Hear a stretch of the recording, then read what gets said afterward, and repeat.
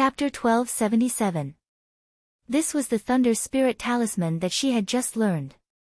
When the Thunder Spirit energy exploded on her body, she was afraid that it would be a little uncomfortable.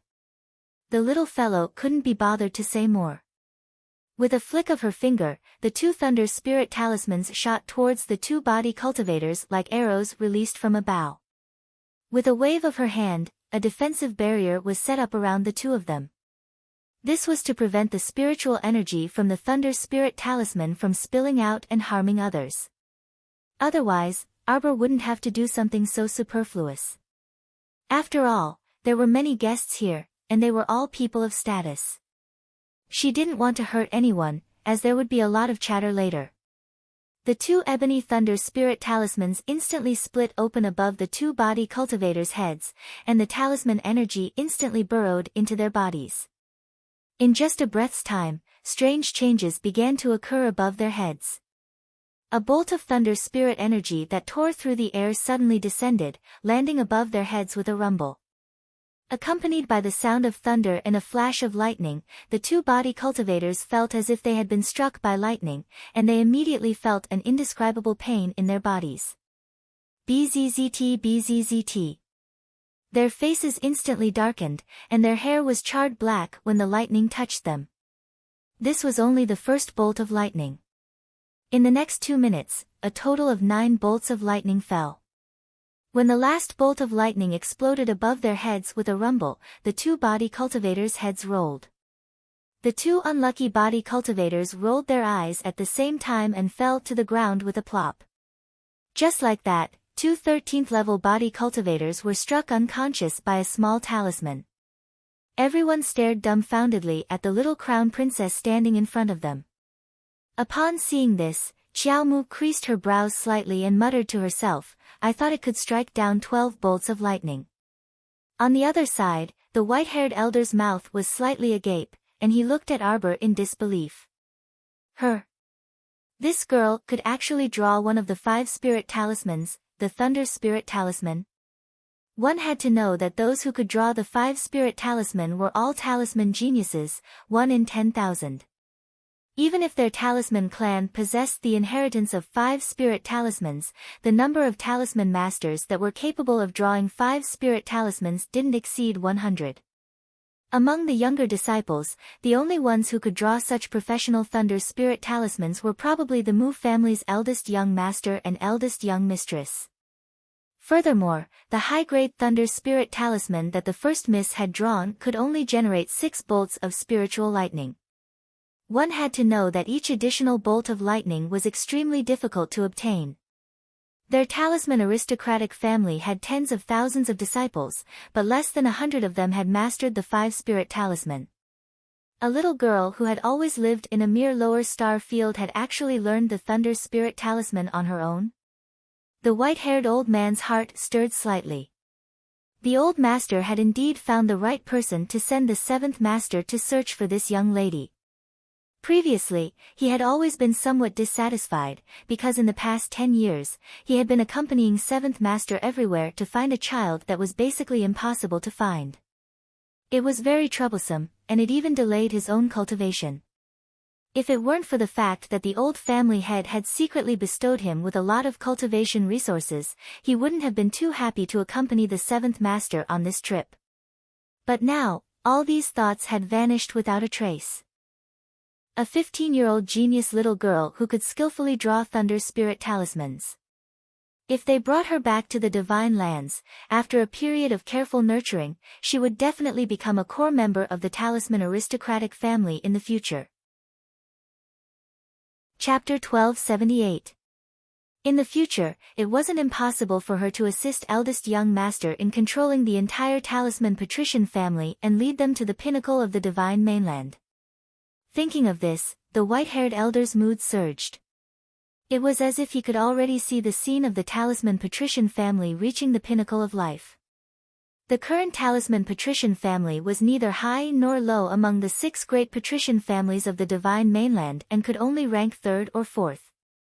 Not to mention the Divine Mainland's Qin family, their position as the head of the 6 great patrician families was unshakable. Even the Duan family, the number 2 concealed weapons patrician family, couldn't compare. And if their clan could produce a young genius like Xiao Mu, then it would be hard to say how they would develop in the future. Xiao Mu dispelled the defensive boundary and gazed apathetically at those 2 body cultivators. Someone, throw them out. Yes. The servants of the Qiao family rushed forward in high spirits, kicking and punching the 2 body cultivators and dragging them out like dead pigs. Only after tossing them far away did they stop. Eldest Miss was truly formidable. In the Qiao family, the same thought surfaced simultaneously: as long as Eldest Miss was here, no matter who dared to come and cause trouble, they would only have a miserable end. Mu Jingrui looked deeply at Arbor and softly chuckled. The Crown Princess is truly an eye-opener. Arbor ignored him and turned to the dumbstruck second uncle Qiao. Second uncle, it's fine now. Everyone, please take a seat. Right. Take a seat, take a seat. Mo Yen reached out to squeeze his wifey's hand before leaving with Qiao Zhongbang and the rest. As for the womenfolk, Wei Ziqin arranged for them to take their seats. After such a commotion, everyone's interest waned. Fortunately, nothing else happened during the banquet, so the guests and hosts enjoyed themselves thoroughly. Arbor glanced at Pu Ruolin and gave Xiao Lin a look. Xiao Lin immediately understood and intimately hugged Pu Ruolin's arm. Cousin, don't be unhappy. There's no reason for you to be in a bad mood because of that cheap man. Oh right, cousin, what's your cultivation level now? My aptitude isn't high. I've always hovered around level 5 Mystic Cultivator. What does it matter? I'm only a level 6 Mystic Cultivator and have just touched the barrier of level 7 Mystic Cultivator. I don't even know when I'll be able to break through.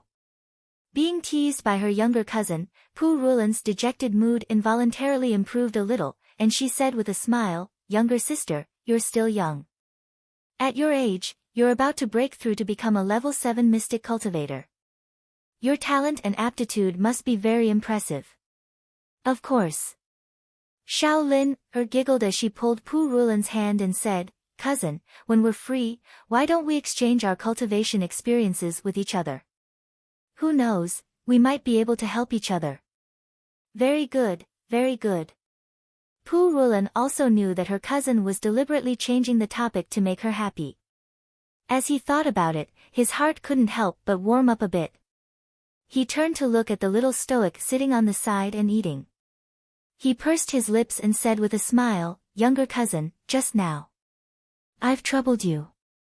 The little stoic's small hand holding the chopsticks paused, and she shook her head with a serious expression. "It's no trouble. I'm bored anyway. Wasn't it pretty good that someone delivered themselves to her door to help her practice talismans?" Wei Ziqin almost choked on her daughter's words. Arbor ate a few more times when she suddenly saw a huge egg abruptly jump out of her inner world and shriek, "Woman! Hurry, hurry! I smell the scent of black spirit jade."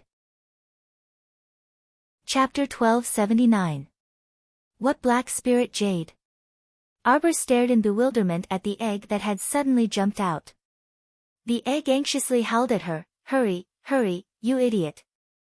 I told you to hurry and get up, why can't you understand me? Hurry and carry me, go over there, over there. I really can smell the scent of black spirit jade. Hurry, hurry." Arbor couldn't help but feel a bit of a headache after being yelled at by the egg. She went forward and hugged it, then ran in the direction it was pointing at. What black spirit jade? Tell me clearly. Why did the profound spirit jade sound so familiar? Sister, I'll go with you. Seeing that there was a show to watch, Xiao Lin immediately stopped eating and casually took 2 bites of food before hastily getting up to chase after Arbor. Wei Ziqin turned to look at Xiao Yao, who was standing beside her, with a puzzled expression. Xiao Yao covered her mouth and laughed. "Don't worry, madam. It should be fine. Miss will probably be back soon." However, Wei Ziqin asked, "That's a talking egg?" She turned her gaze and saw that the madams and young misses at this table also revealed slightly shocked expressions. It was clear that she wasn't the only one who felt that her child was a bit strange. It's an ancient phoenix egg, Xiao Yao said with a nod. In any case, this matter was no longer a secret, so there was no need to cover it up. When the 8 great patrician families returned from the mystic beast forest, they were all spreading the news that Miss had obtained a phoenix egg. As for Arbor, she hugged that chirping phoenix egg and ran in the direction it was pointing. After running for a while, she stopped and asked with a puzzled expression, "That's the front courtyard. What are we going there for? So long-winded." The egg shouted. "I told you to go, so go. What's with all the nonsense? Let's go." Arbor. Strange, these words sound somewhat familiar. Xiao Mu hugged the egg and swiftly ran to the front courtyard's entrance. She poked her small head inside the arched door and saw that nearly 100 tables had been set up in the court, and her father and second uncle were glowing from drinking with others. She hurriedly retracted her little head and hugged the egg as she asked seriously, "I remember now, that black spirit jade. Qiu told me about it before. It was said to be an extremely rare heavenly treasure that could replenish the energy of the 5 spirits. What use is it to you?" Look at how excited the egg was. "Profound spirit jade is a great supplement and is also very beneficial to me." What does a kid like you know? Hurry up and go. As long as I absorb the profound spirit jade, I can break out of my shell. You're the kid. Arbor stretched out its little paw and knocked on the egg. Then, he regretted it. She didn't know what kind of broken egg it was, but it was as hard as a diamond. When she knocked on it, her 2 fingers hurt. Go. What a big shot. Arbor thought.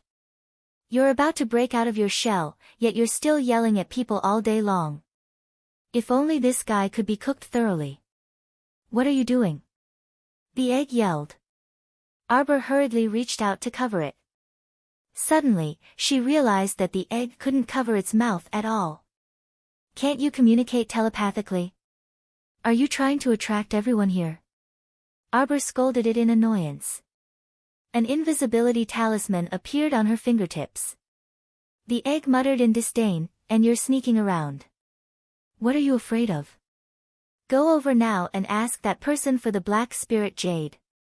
If he doesn't give it to you, I'll beat him up for you." Arbor, why does she want to beat me to death? Chapter 1280. Hurry and go. Don't be so long-winded. Arbor slapped an invisibility talisman on the egg. Preposterous. This lord has always been upright, and I've never done anything unscrupulous. Even if I'm robbing, I'll rob openly and attract the attention of the world. Arbor couldn't be bothered with it and threatened, "If you yell again and attract people here, I'll go back. Who cares about your black spirit jade?" The egg didn't utter a word. It couldn't be helped. People had to lower their heads under someone else's roof. Little Master was so unreliable. She had already picked it up for so long, but she didn't take the initiative to ask how to hatch it. It could only rely on itself. But speaking of which, although this master was deceitful, she was still obedient. She told her to come find the black spirit jade, so she followed. Why was it flying? The egg unexpectedly discovered that it had been kicked out by that deceitful master and landed steadily next to a table. It rolled past several people's legs without touching anyone. "You bastard kicked me again. You know best what the black spirit jade looks like. Hurry and come back immediately after picking it up.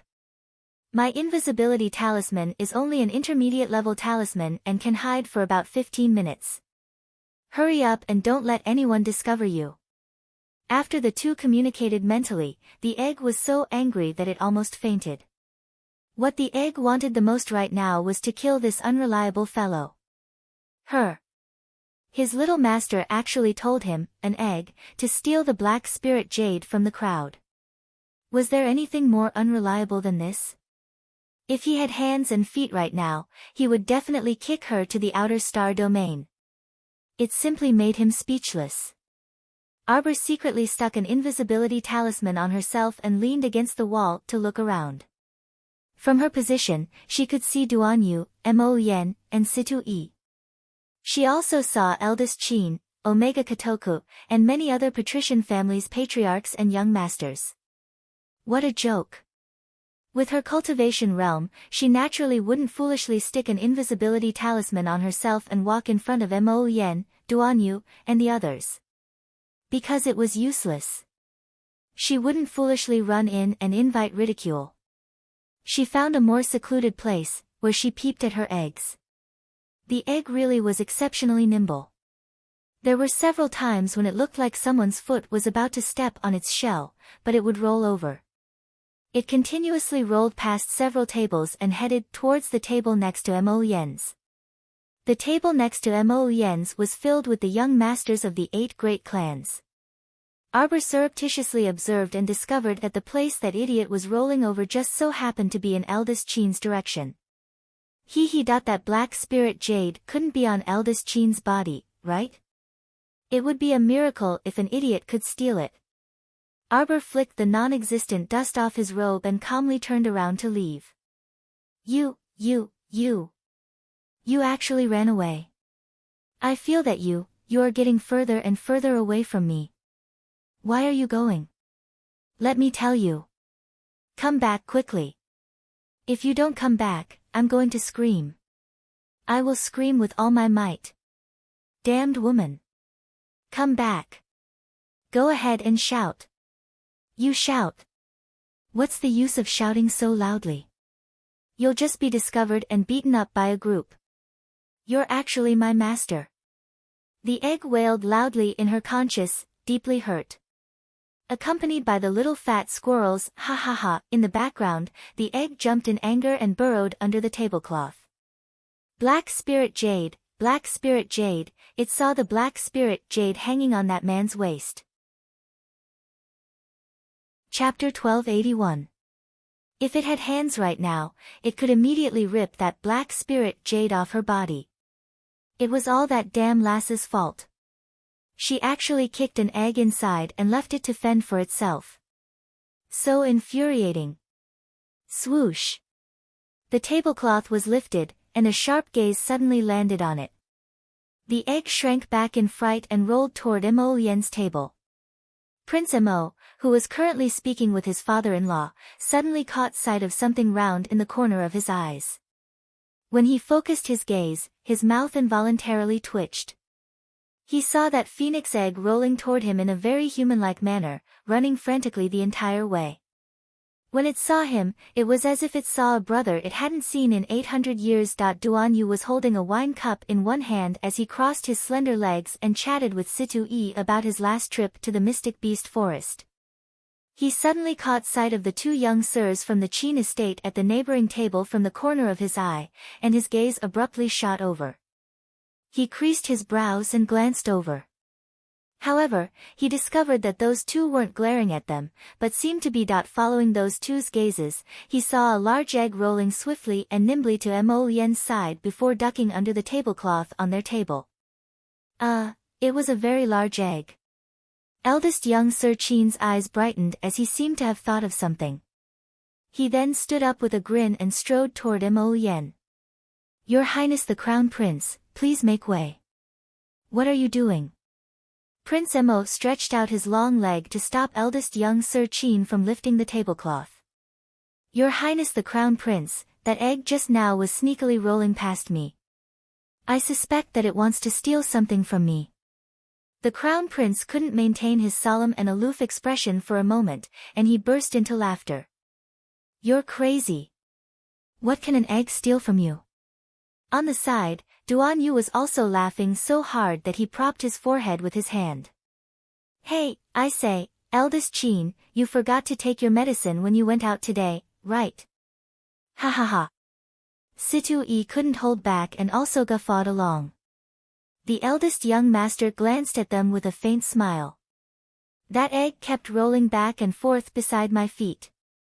I have reason to suspect that it is up to no good. Qiao Zhongbang's mouth twitched, and he hastily smoothed things over with a smile. Eldest young Master Qin, are you mistaken? Where are the eggs? There are no eggs, no eggs. Situ Yi laughed loudly. He couldn't help it. Why did he feel that this conversation was so strange? There's an egg, and it's under your tablecloth. You'll know once you lift it up. The eldest young master smiled and opened a folding fan, gently waving it. The cinnabar in the middle of his forehead flashed slightly under the sunlight, appearing extremely enchanting. Before Mo Yen could stop him, second Uncle Qiao, who had drunk a few cups, lifted most of the tablecloth with a whoosh.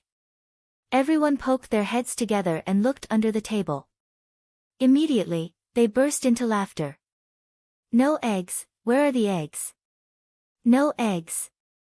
Ha ha ha ha. Duan Yu crooked his head in laughter, and his peach blossom eyes, which were suffused with a cold glint, probed eldest young Master Qin up and down. He blinked and chuckled. Hey, are you picking a fight, HM? Fourth Duan, I don't believe you didn't see it. See what? Qiao Zhongbang was baffled. The bottom of the table was completely empty. There wasn't even a speck of bird poop, let alone an egg. I didn't see it. Duan Yu shook his head. Ask Xiao Mo if you don't believe me. Chapter 1282. Prince Mo nodded solemnly. I didn't see anything. Eldest Qin's mouth twitched, and he also guffawed. The Crown Prince and Fourth Duan both need to have their eyes checked, right? Bam! Second Uncle Qiao abruptly slapped the table and stood up, his face flushed from drunkenness. He pointed at eldest young Sir Qin and exclaimed, You're the one who needs to have your eyes checked. What do you want to do? Where's the egg, where's the egg? There's only an idiot like you. Everyone, Mo Yen facepalmed as she stifled her laughter, unable to restrain it. Second uncle was too comical. He was drunk after 3 cups. She already told him to stop drinking, but he still drank so much. Second young Master Do hastily walked over and mediated, all right, eldest young Master Qin and second uncle of the Qiao family are both a bit drunk. Let's not bother about those balls. Today is second uncle of the Qiao family's big day, Hey! It's fine if other people have poor eyesight. It's too fake if His Highness the Crown Prince, fourth young Sir Duan, and brother Situ all pretended not to see. Eldest young Sir Qin waved the fan in his hand and said with a grin, How about we wait here for a while and see if it will show its true form? I don't know what you're talking about. Duan Yu resisted the urge to burst into laughter and forcefully lowered the tablecloth. Eldest young Sir Qin reached out to stop him, but Duan Yu immediately kicked out. Seeing that these two were about to fight for no reason, Qiao Zhongbang quickly went up to stop them. Let's talk things out. During this chaotic moment, a white light suddenly flitted past everyone's eyes. It was so fast that they could only see a bit of round fur. That speed was simply comparable to a bolt of lightning. It brushed past eldest young Sir Qin's waist and swiftly leaped onto the roof, disappearing in a few breaths. When eldest young Sir reached out to touch it, a strange smile appeared on his face. Omega Kotoku had been sitting at the table without moving from start to finish. Her eyes flickered, and she stood up to walk towards eldest young Sir. Now you see it, right? My jade pendant was stolen. Eldest young Sir looked at Prince Mo and Duan Yu with a sardonic smile. The two shameless fellows shook their heads at the same time. Nope. Ha. Situ Yi laughed awkwardly. Just as he was about to speak, he heard the drunk second Uncle Qiao exclaim, There's really an egg. After a quarter of an hour, the egg appeared. It immediately moved towards its teammates, Mo Yen, Duan Yu, and Situ Yi. Ha! Eldest young Sir Qin applauded with a chuckle. You all see now, right? This young sir already said that the crown prince and fourth Duan should be the ones getting their eyes checked. Duan Yu. The crown princess has arrived. At this moment, the two guards guarding the small arched door in the front yard saw the crown princess's figure flash past. It was as if their brains had short-circuited for 3 seconds before suddenly reconnecting. They hurriedly shouted at the crowd. The young crown prince consort flew over and looked expressionlessly at the crowd. Mo Yen immediately went up to him, her eyes narrowed into slits. Jojo, are you looking for your husband? I'm not looking for you, I'm looking for the egg. Mo Yen. Duan Yu guffawed and looked at Mo Yen mockingly. Your status is even lower than an egg. Scram. Mo Yen threw him a cold glance. As they spoke, Arbor had already walked up and bent down to pick up the egg on the ground without a ripple of emotion in his eyes. He turned his head and suddenly sent a palm strike over, shouting sternly at eldest young Sir Qin, "You hit it?" Everyone. Chapter 1283. The eldest young sir's mouth twitched, and he hastily dodged to the side. Arbor kicked over half of the table. Before it could flip over, Mo Yen held it down with one hand. Bam! The table didn't move. Why did you hit my eggs? Arbor coldly glanced at eldest young Sir Qin. You better give me a very good reason. Otherwise, I'll beat you to death. Everyone. Situ Yi was laughing so hard that his stomach hurt and didn't want to answer. Since it's your egg, why did it sneak into the forecourt on its own? The eldest young sir looked at this little fellow in amusement. What should he do when he felt that this stoic face was a bit amusing? Arbor was expressionless. Taking a walk. Taking a walk. Taking a walk. Her dad, Xiao Zhongbang, couldn't help but twitch his eyebrows. He wanted to cry on the inside. His daughter didn't even know how to find a more normal reason to lie. An egg? The eldest young sir's smile widened.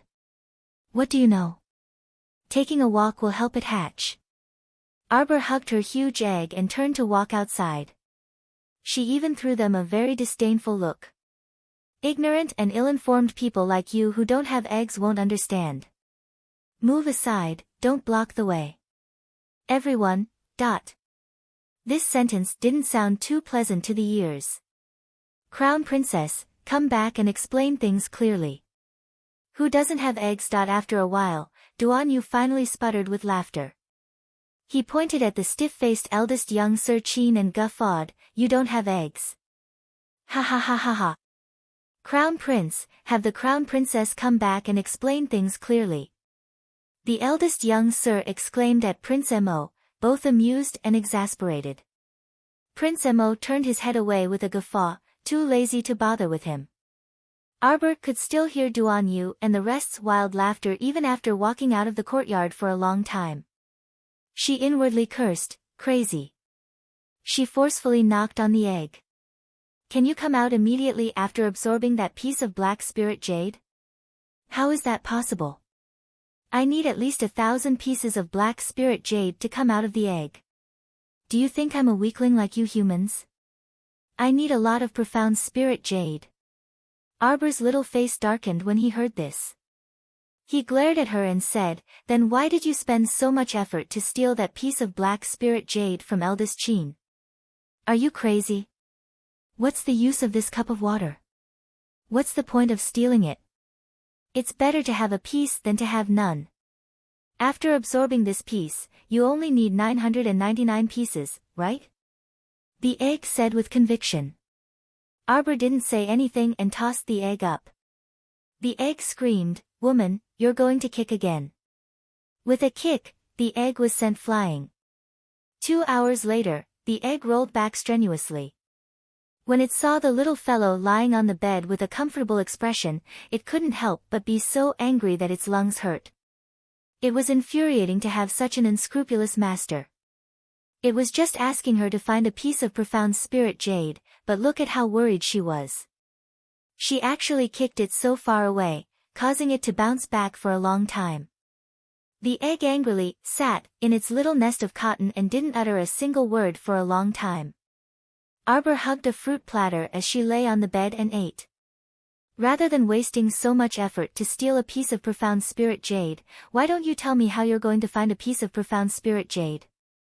Why don't you tell me where this kind of profound spirit jade vein is and I'll go dig it out? The originally listless egg suddenly bounced out of the pile of cotton and exclaimed excitedly, why you're willing to find profound spirit jade for me? Arbor's hand that was peeling a banana paused. Chapter 1284. Looking at the big egg that had hopped onto her bed, she raised her small hand and stroked its eggshell very tenderly. The phoenix egg inexplicably felt its hairs stand on end, and its eggshell shook and trembled. A white furry ball abruptly jumped into her arms, holding eldest young Sir Chin's jade pendant in its mouth. Arbor reached out and took it down. She flipped it over and over to examine it, but couldn't see anything special about it. It looked like an ordinary white jade pendant. Are you sure this is some kind of black spirit jade? The egg bounced around and said repeatedly, of course. Master, inject mystic energy into it and peel off its outer layer. Arbor did as she was told and quickly peeled off the jade pendant's outer layer, revealing a piece of warm white jade half the size of her palm. It emitted a faint silver glow. That egg immediately hopped over and urged, Master, quickly place this piece of black spirit jade on my eggshell. Arbor nodded and threw the black spirit jade onto the egg. In the span of a few breaths, that piece of black spirit jade was sucked into the phoenix egg and disappeared into the air. Arbor tilted her head to look at that egg that was no longer noisy and had become very quiet. She observed it for a while and saw that it didn't move. Only then did she put down the fruit platter in her hands and plan to take a leisurely afternoon nap. After the Chiao family finished preparing for second uncle's wedding, they did their best to cooperate with the palace in preparing for her wedding. Arbor was idle again these 2 days. She holed herself up in her room every day to draw talismans, and her talisman arts had improved greatly. On this day, when he was taking a nap, the 12 jade slips that were quietly staying in his spiritual pool suddenly lit up. The 7th jade slip flew out and unfurled, rows of small characters floating on it. The little fellow in her sleep quickly absorbed them all. Arbor abruptly opened her eyes and looked at the hazy floating muslin above her head. Her gaze was somewhat vacant. Had she broken through to yellow-level Talisman Master? It hadn't been that long since she broke through to high-rank Talisman Master, but she had broken through to yellow-level Talisman Master so quickly. This greatly surprised her, but also made her somewhat happy. Being a yellow-grade Talisman Master meant that she had already entered the world of Talisman Masters. The current her already had the absolute qualifications to stand in front of everyone and say that she was a great Talisman Master. She rolled over and got up from the bed. Her eyes became clear in an instant. Then, she used her holy sense to look at the newly learned magic charm in her conscious. After advancing to yellow grade symbol master, only one demonstration talisman floated down. Arbor picked it up and looked at it. It was a deity summoning talisman, summons a celestial spirit to the world. It can assist in battle for 2 hours. This should be the powerful talisman that the small monk had mentioned earlier. Arbor stood up excitedly and then stood beside the table. He used his spiritual sense to check the talisman spell's hidden jade slip and found that a new talisman spell had appeared. Puppet charm. As long as the person under the charm gives it a hint, it will obey orders for 7 days. Of course, there was a prerequisite for this kind of charm technique. Her cultivation had to be 3 levels higher than the other party. Otherwise, it was very easy for the incantation to fail, and the consequences of the backlash was something that no talisman master could bear. The appearance of the person under the puppet charm didn't change in the slightest. Their behavior was also no different from that of a normal person. Arbor seemed to be thinking about something. Xiang Yuanyuan's chubby face inexplicably appeared in her mind. Could it be like what she thought? This thought only appeared in her mind for a moment before she cast it aside. Chapter 1285. Xiao Mu carefully read through the contents of that jade slip again and also obtained a piece of information. When the 8th jade slip was opened, she should be able to learn profound level talisman charms. In addition, once she stepped into the profound level talisman master realm, she would be able to draw jade talismans. Drawing jade talismans symbolized a great leap in the great talisman master realm. The talisman power of jade talismans was estimated to be 3 times greater than that of ebony talismans. There was a trace of excitement on the little fellow's face. She picked up the gold-beaded talisman pen, took out 2 ebony pieces, and began to learn how to draw deity-inviting talismans. That demonstration talisman was drawn really well. Speaking of which, who was so considerate to draw a demonstration talisman for her for every new talisman she learned? Arbor immersed herself in drawing new talismans. After stepping into the yellow level talisman master realm, the difficulty of drawing deity-inviting talismans had greatly increased compared to the high-level and mid-level talismans from before. She needed to devote all her attention to it. Soon, she entered a completely selfless state. Wei Ziqin, Qiao Lin, Mo Yan, and the others came to see her one after another, but she didn't notice at all. It was as if she was in a completely vacuum environment, turning a deaf ear to what was happening around her. Drawing this deity-inviting talisman took her all the way until late at night. After failing no less than 30 times, near dawn, Arbor finally succeeded in drawing a deity-inviting talisman. Only then did she let out a long sigh of relief. Holding the deity-inviting talisman she drew and comparing it with the demonstration talisman, she felt that there were still a lot of shortcomings. This senior was obviously much more proficient in drawing deity-inviting talismans than her. Although she also began to gradually become proficient after repeated failures, she still somewhat despised herself when compared. Forget it, let's leave it at that for today. Arbor put away the 2 deity-inviting talismans and rubbed her small flat stomach. Her nose suddenly sniffed, as if she smelled the fragrance of chopped green onions. Here, a bowl of piping hot wontons. A slender hand held a large blue and white porcelain bowl in front of her. Arbor raised her head and saw that fellow's face leaning over, smiling at her. Arbor picked up the bowl of hot wontons and glanced at him. He took a bite and asked, "When did you get here?" "Sigh, I've been here for half a day." It was just that a certain someone had been immersed in drawing talismans, completely ignoring the outside world. She left her husband to the side and ignored him. Arbor drank 2 mouthfuls of soup and felt his stomach warm up. His big eyes twinkled. "It's delicious." "Of course. This is not just a simple bowl of wonton. What's so special about it?" Apart from the delicious taste, the wonton was just the right size to be eaten in one bite. On the other end, the man winked at her. "I put all my love into this. Can't you tell?" Arbor pursed his lips and rolled his eyes. "You're always so talkative." Mo Yen chuckled and rubbed her head. "Jojo, let me tell you something. At daybreak, I will head to Jiaozhong Defense Base. I estimate that it will take about 10 days to get back to the capital." Arbor paused with the spoon in her hand. "Where are you going?" Mo Yen smiled. "It's nothing big. Just a routine inspection." "Liar." Arbor puffed up her cheeks and looked at him angrily. "Tell me the truth. What a lousy excuse." She wasn't stupid. Chapter 1286. What's the point of a child being so smart? Mo Yen sighed helplessly. He lifted his hand and placed the little fellow on his lap. Wrapping his arms around her, he said softly, "A bit of trouble has cropped up. Jiaozhong Defense Base's water source has been secretly destroyed by someone. Just like you said before, they've started attacking the water source. You didn't take proper precautions?" Arbor looked at Mo Yen worriedly. "That's a small, remote base, so its defenses definitely can't be as watertight as the large bases around the Mo Kingdom capital. Even Little Seven has to fly for about 3 days from the Mo Kingdom capital. Mo Yen gently tucked the strands of hair by her cheek behind her head and smiled with narrowed eyes. Jojo, don't worry. Hubby will rush back within 10 days.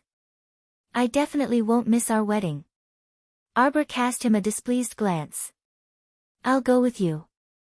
No, that place is too far, and the situation is unclear. It's a bit dangerous. Mo Yen hugged her and said, be good and listen. Arbor looked up at him. If you don't bring me along, I'll secretly follow you. Mo Yen didn't know whether to laugh or cry. He looked down at her and said, so naughty. Arbor reached out and hugged his waist with her small paws. Let's go together. Why are you so annoying? Mo Yen looked like he couldn't do anything about her. He leaned his jade-like forehead over and rubbed it left and right. Annoying, annoying. Let's go together. The Imperial Court issued a cleanup mission for Jiaozhong Base. There will be many people accompanying me. There's nothing to worry about, Jojo. Just stay here obediently and happily prepare to be my bride. Let's go together. The little fellow's eyes were round and wide as he looked at him with dissatisfaction. Mo Yen couldn't help but be at his wit's end. When this little fellow was stubborn, even 18 horses couldn't drag her back. I'm just going to take a look at the situation there. Specifically, it's not that dangerous. The little fellow's little eyes couldn't help but sweep up and down his body. He pursed his little mouth and harumphed angrily. His face was taut and he didn't say anything. Mo Yen was at her wit's end when it came to this little emperor baby. She sighed and reached out to cup her little face. She mumbled, all right, all right, all right. Let's go together. He really couldn't dissuade this little fellow. It was too annoying. Arbor jumped down from his body, opened the closet, and took out several pieces of clothes, shoes, and socks that he usually wore. He stuffed them into the bag, threw it over his shoulder, and ran to Mo Yen. Let's go. Mo Yen, dot. My Jojo, we're leaving at dawn. It's still early. Mo Yen didn't know whether to laugh or cry. He wrapped his arms around her waist and carried her to the bed. Let's sleep for a while before we set off. Arbor glanced at him suspiciously. You didn't sneak away while I was asleep, did you? The two of them lay in bed with their clothes on. Mo Yen turned to look at his little wife and shook his head in amusement. Since I've already promised you, I won't go back on my word. Humph, Arbor still felt a little uneasy.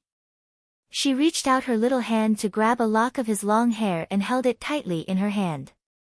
She snuggled into his arms and found a comfortable position. She cheered softly. Sleep. Mo Yen, dot. You're sleeping comfortably. Poor thing. His whole body stiffened as he lay there. His nose was filled with the little fellow's alluring sweet scent. Chapter 1287. Amused, Mo Yen hugged the little thing stiffly and tossed and turned for a while. She didn't know when she fell asleep.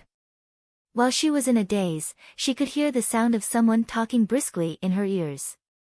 Arbor lifted her heavy eyelids and dazedly opened her eyes to look around. She suddenly discovered that she was surrounded by a vast expanse of clouds and mist. You're awake. Mo Yen's amused voice rang by her ears. Arbor's spirits were roused, and she shifted her small body. Only then did she realize that she was sitting on the dragon's back and nestled in Mo Yen's arms. When she turned her head, she saw many familiar faces. Senior brother Situ, senior sister Liang. Jojo, you're awake. Liang Qingqing, who was gnawing on a corn cob, gave her a wide grin with 2 corn kernels stuck to the corners of her mouth. Morning, Jojo. There was also a white fox the size of a small mountain flying next to the dragon.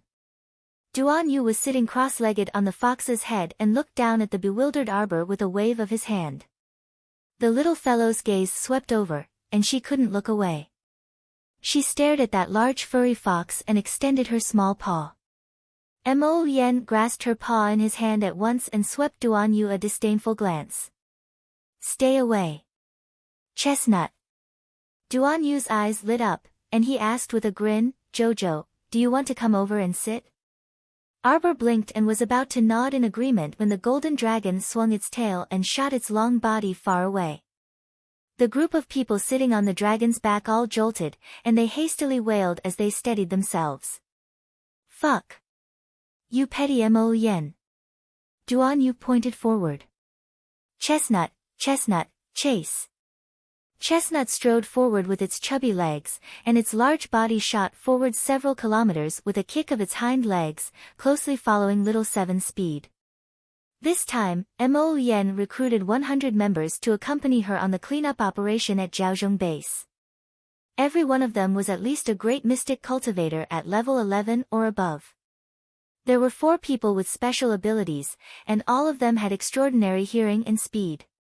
Among the party, Little Sixth Zheng didn't participate. Not long after he returned from the Mystic Beast Forest, he broke through to become a great level 10 Mystic Cultivator. Soon after, he returned to the forest and went alone to find a suitable Mystic Beast to contract. Arbor just woke up and turned to ask Mo Yen, have we been flying for a while? Fortunately, it's only been an hour. Mo Yen lowered her head and glanced at the little fellow. Eat some dry food to fill your stomach first. We can only find a place to stay at night. The little fellow took out the minced meat and cornbread that she always kept in her pocket. After eating 2 of them, she was a little full. Is the situation at Jiaozhong Base rather serious? Yes, Mo Yen nodded. 4 hours ago, I received a message from a member of the Night Pavilion. There's no more information now. I suspect that he probably met with a mishap. Arbor's small face tensed up as she nodded and said, it seems there's some trouble. Mo Yen reached out to rub her small face and whispered to her with a smile, don't worry. Besides the 100 great mystic cultivators recruited, I've already instructed the hidden Night Pavilion to dispatch 3,000 disciples to secretly hurry over here. There shouldn't be any major problems. Mo Yen looked ahead indifferently. It shouldn't have been long since the entire Jiaozhong base was breached. I think we need to summarize the lessons learned this time and nip the problem in the bud. Chapter 1288. Arbor nodded in agreement. Only by knowing yourself and your enemy could you win 100 battles. Currently, they didn't even know who that organization was and had always been in a passive position. It was indeed time for them to get in touch with them and understand more. The Golden Dragon flew for 3 days and 2 nights on this trip to Jiaozhong Base. During this time, they only rested twice and cooked some food. Occasionally, they would encounter a few blind zombies, but they were quickly dealt with. Arbor didn't need to worry at all. When they were 5 kilometers away from Jiaozhong Base, they could see a group of refugees frantically running toward them. These people should be the survivors of Jiaozhong Base. Compared to the original tens of thousands of people in Jiaozhong Base, there were probably less than 3,000 people who had escaped. Moreover, the most worrying thing was that there might be infected people hidden among them. They could mutate at any time and harm another group of people. After these refugees escaped from Jiaozhong Base, they would definitely rush to the largest base nearby, Rice City Base. However, the city lord of Rice City's fortification might not allow them to enter the city immediately due to safety reasons. That was for sure. It wasn't that the city lord of Rice City Base was selfish. As the city lord, he had to consider his own citizens in all aspects. His priority would definitely be his own base. And if these 3,000 people continued to wait in hunger and fear, who knew what would happen?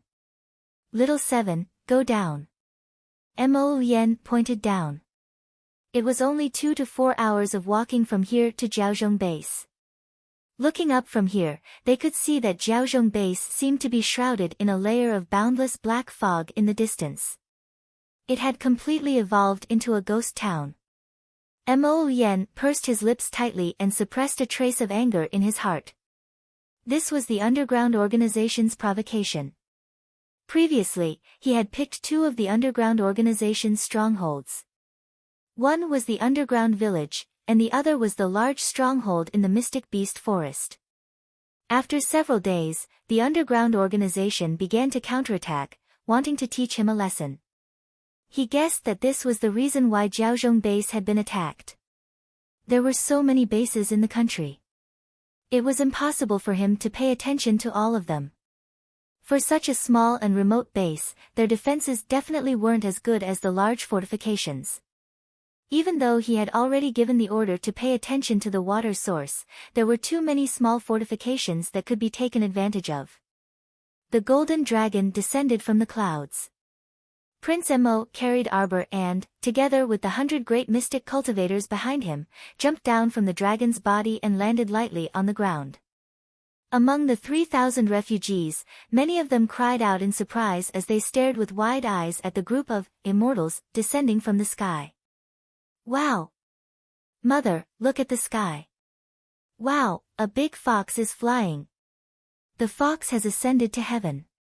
Duan Yu leaped down, and the seven-tailed heavenly fox chestnut turned into a streak of light that instantly vanished into the mystic beast space inside his body. Little golden dragon Yan Qi also circled in the air, swung his dragon tail, and instantly returned to Mo Yan's body.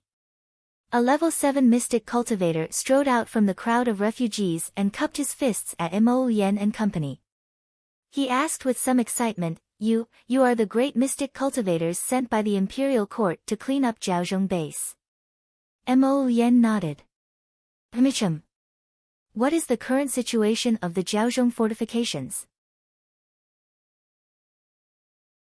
Chapter 1289. This one is Lu Yuan, the second manager of the city lord's estate in Jiaozhong fortification. The level 7 mystic cultivator sighed. The city lord and his wife both passed away in this sudden disaster. At this time, a 7 or 8-year-old boy suddenly rushed out like a calf and crashed headfirst into Mo Yan and Arbor. He repeatedly complained and shrieked, Why did you come so late? My father and mother are both dead. It's all your fault for coming so late. It's all your fault for being useless. Young sir. Lu Yuan hastily strode forward with an awkward expression and dragged over the kicking and crying boy. He apologized to Mo Yan with a wry smile, This is the city lord's estate's young sir. Everyone, I'm truly sorry. This child suffered quite a bit of shock because of his parents' deaths. Arbor indifferently glanced at the child. Suddenly, she shook her small hand, and the pitch-black crow repeating crossbow's muzzle aimed at the 7 or 8-year-old boy. Lu Yuan jumped in fright and hastily reached out to grab the boy with his sleeve. He repeatedly retreated several steps with the boy in horror. No, what are you doing? This miss, why it's our young sir who spoke wildly and didn't know his place, please spare his life on account that he's just a child. You think I want to kill him because he scolded me? Arbor gazed indifferently at that second manager Lu Yuan. She only felt that this person was very laughable. Although she wasn't a good person, she wasn't so narrow-minded. There was only one reason for her to take action, this child has been infected. Look at his eyes. Based on the extent of his mutation, he'll completely lose his rationality in less than 16 hours. As soon as she said this, the crowd instantly fell silent. Everyone silently retreated in unison, their eyes suffused with traces of horror. The second manager of the city lord's estate, Lu Yuan, also unwittingly loosened his grip. Then, as if he thought of something, he hugged the child and repeatedly shook his head at Arbor. No, it can't be like this. This miss, you must have seen wrongly, right? You're lying to yourself. Arbor's crow repeating crossbow was ready to fire. He frowned and said, Get out of the way. Don't be soft-hearted. No, I won't back down. The second steward, Lu Yuan, did not know what he was thinking. He only knew that deep in his heart, there was a conviction that supported him. He absolutely had to protect this orphan of the city lord's mansion. He had to protect him. You can't protect it. Arbor's voice was cold. Even if you keep him for a few hours now, once the time is up, he will completely mutate. There is no medicine that can cure him. No, there's hope. Miss, since you are so resourceful, you must be able to save him, right? Arbor shook his head helplessly. It's hopeless. At least for now, there was nothing she could do. Everyone who was infected and mutated could only watch as he walked step by step into the abyss of death. There was no other way. No. The second steward, Lu Yuan, hugged the boy tightly and retreated step by step. But the group of refugees beside him did not let it go. Seeing that he wanted to shrink back into the crowd, everyone parted to the sides. They couldn't help but mutter, "Second steward, don't harm others." That's right, that child is hopeless. You can't harm all of us for him. Lu Yuan abruptly turned his head and glared at the crowd. Chapter 1290. Don't forget who sacrificed themselves to save so many of your lives. Don't forget who it was that helped you all stall for time so that you could escape from the city. It's the city lord and madam. They led 2,000 death warriors and fought with their lives on the line against the corpse puppets. That's why all of you were able to escape from the city and save your lives. Now, you people want to repay kindness with enmity and send the only orphan of the city lord's mansion to his death? His powerful words made everyone look at each other in dismay. Some people instantly felt a sense of shame in their hearts. However, the young lady said that the young master will mutate in 16 hours. You believe what others say? Lu Yuan said angrily, if we watch the young master get killed today, are we still human? Arbor tilted his head and his cold gaze landed on the second manager. Even if you get bitten by him and get infected, you don't care. Lu Yuan held the little boy's shoulders tightly and swallowed his saliva. No, I don't care. Xiao Mu's gaze followed this person's face before sizing him up from head to toe. You seem a bit strange. What do you mean strange? You have ulterior motives towards him. Arbor looked at the manager coldly. The second manager shuddered. Under the pressure of that gaze, his legs went soft and he almost fell to the ground. Arbor glanced at him but didn't say anything. He put away the crow-repeating crossbow and pulled Mo Lian's hand. Let's go. Ah, this young lady, may I ask, what do we do? Didn't you want to go to the Rice City fortifications? Arbor glanced at them indifferently. Continue. A few grumbles came from the crowd. Didn't you come to save us? Why didn't you arrange for us to go to the Rice City fortifications? That's right, that's right. If we go to Rice City's fortifications, we definitely won't be able to enter their gates. We'll have to wait for a period of inspection. Wouldn't that mean that we'll be starving outside the city for a few days? Mo Lian glanced at them with a half-smile. Isn't this a normal procedure? Just do as I say. It won't take up much of your time. Right now, shouldn't you all be rejoicing that you were able to escape? Liang Qingqing sneered. She crossed her arms and looked at the burly men who were chattering away. A bunch of grown men, chattering like women. If you have so much energy, you should kill a few more zombies. Don't always think about asking others for selfless help. It's as if the whole world is your mother. We don't owe you anything. Hilarious. Everyone had risked their lives to rush to Jiaozhong Defense Base, and the rewards weren't necessarily that great. Let's go. Everyone followed after Mo Lian and the others in Arbor. For some reason, the little boy in Lu Yuan's arms had been glaring at Xiao Mu with a hateful gaze. When Arbor walked past them, the little boy jumped up. That boy actually jumped up and pounced on Xiao Mu like a crazed tiger cub, opening his mouth to bite her arm. You're looking to die. Mo Lian jumped in fright. She didn't expect the little boy to have such a strong desire for revenge. Chapter 1291. Earlier, Jojo merely aimed the crow-repeating crossbow at him for a short while. That child actually remembered this kind of hatred in his heart and waited for an opportunity to act, immediately wanting to take revenge. It was extremely rare to see such a vengeful child. Mo Lien kicked over, causing that boy to somersault and fall to the ground. However, although his kick looked heavy, he actually held back. After all, he didn't really want to bicker with a brat. However, the child's vicious actions just now had really angered him. Even if the child had come for him, he could have just laughed it off. But if the child had come for his Xiao Xiao and even wanted to bite her, causing her to be infected as well, that was absolutely not allowed. You brat, you've grown gutsy. Little young sir. Lu Yuan hastily lunged forward to protect his body and blocked Duan Yu's kick. Don't. Young sir and miss, please don't be angry. Little young sir only did this in a moment of anger. He's still young, so he doesn't know anything. Don't bicker with him, I beg everyone. Don't beg them. The boy scowled as he viciously glared at Arbor's group, his eyes faintly glowing red. Didn't she say that I don't have long to live? I'm going to bite her to death and bury this woman with me. The boy angrily kicked his legs but couldn't break free from Lu Yuan's embrace. Lu Yuan found a sturdy rope and tied that boy up.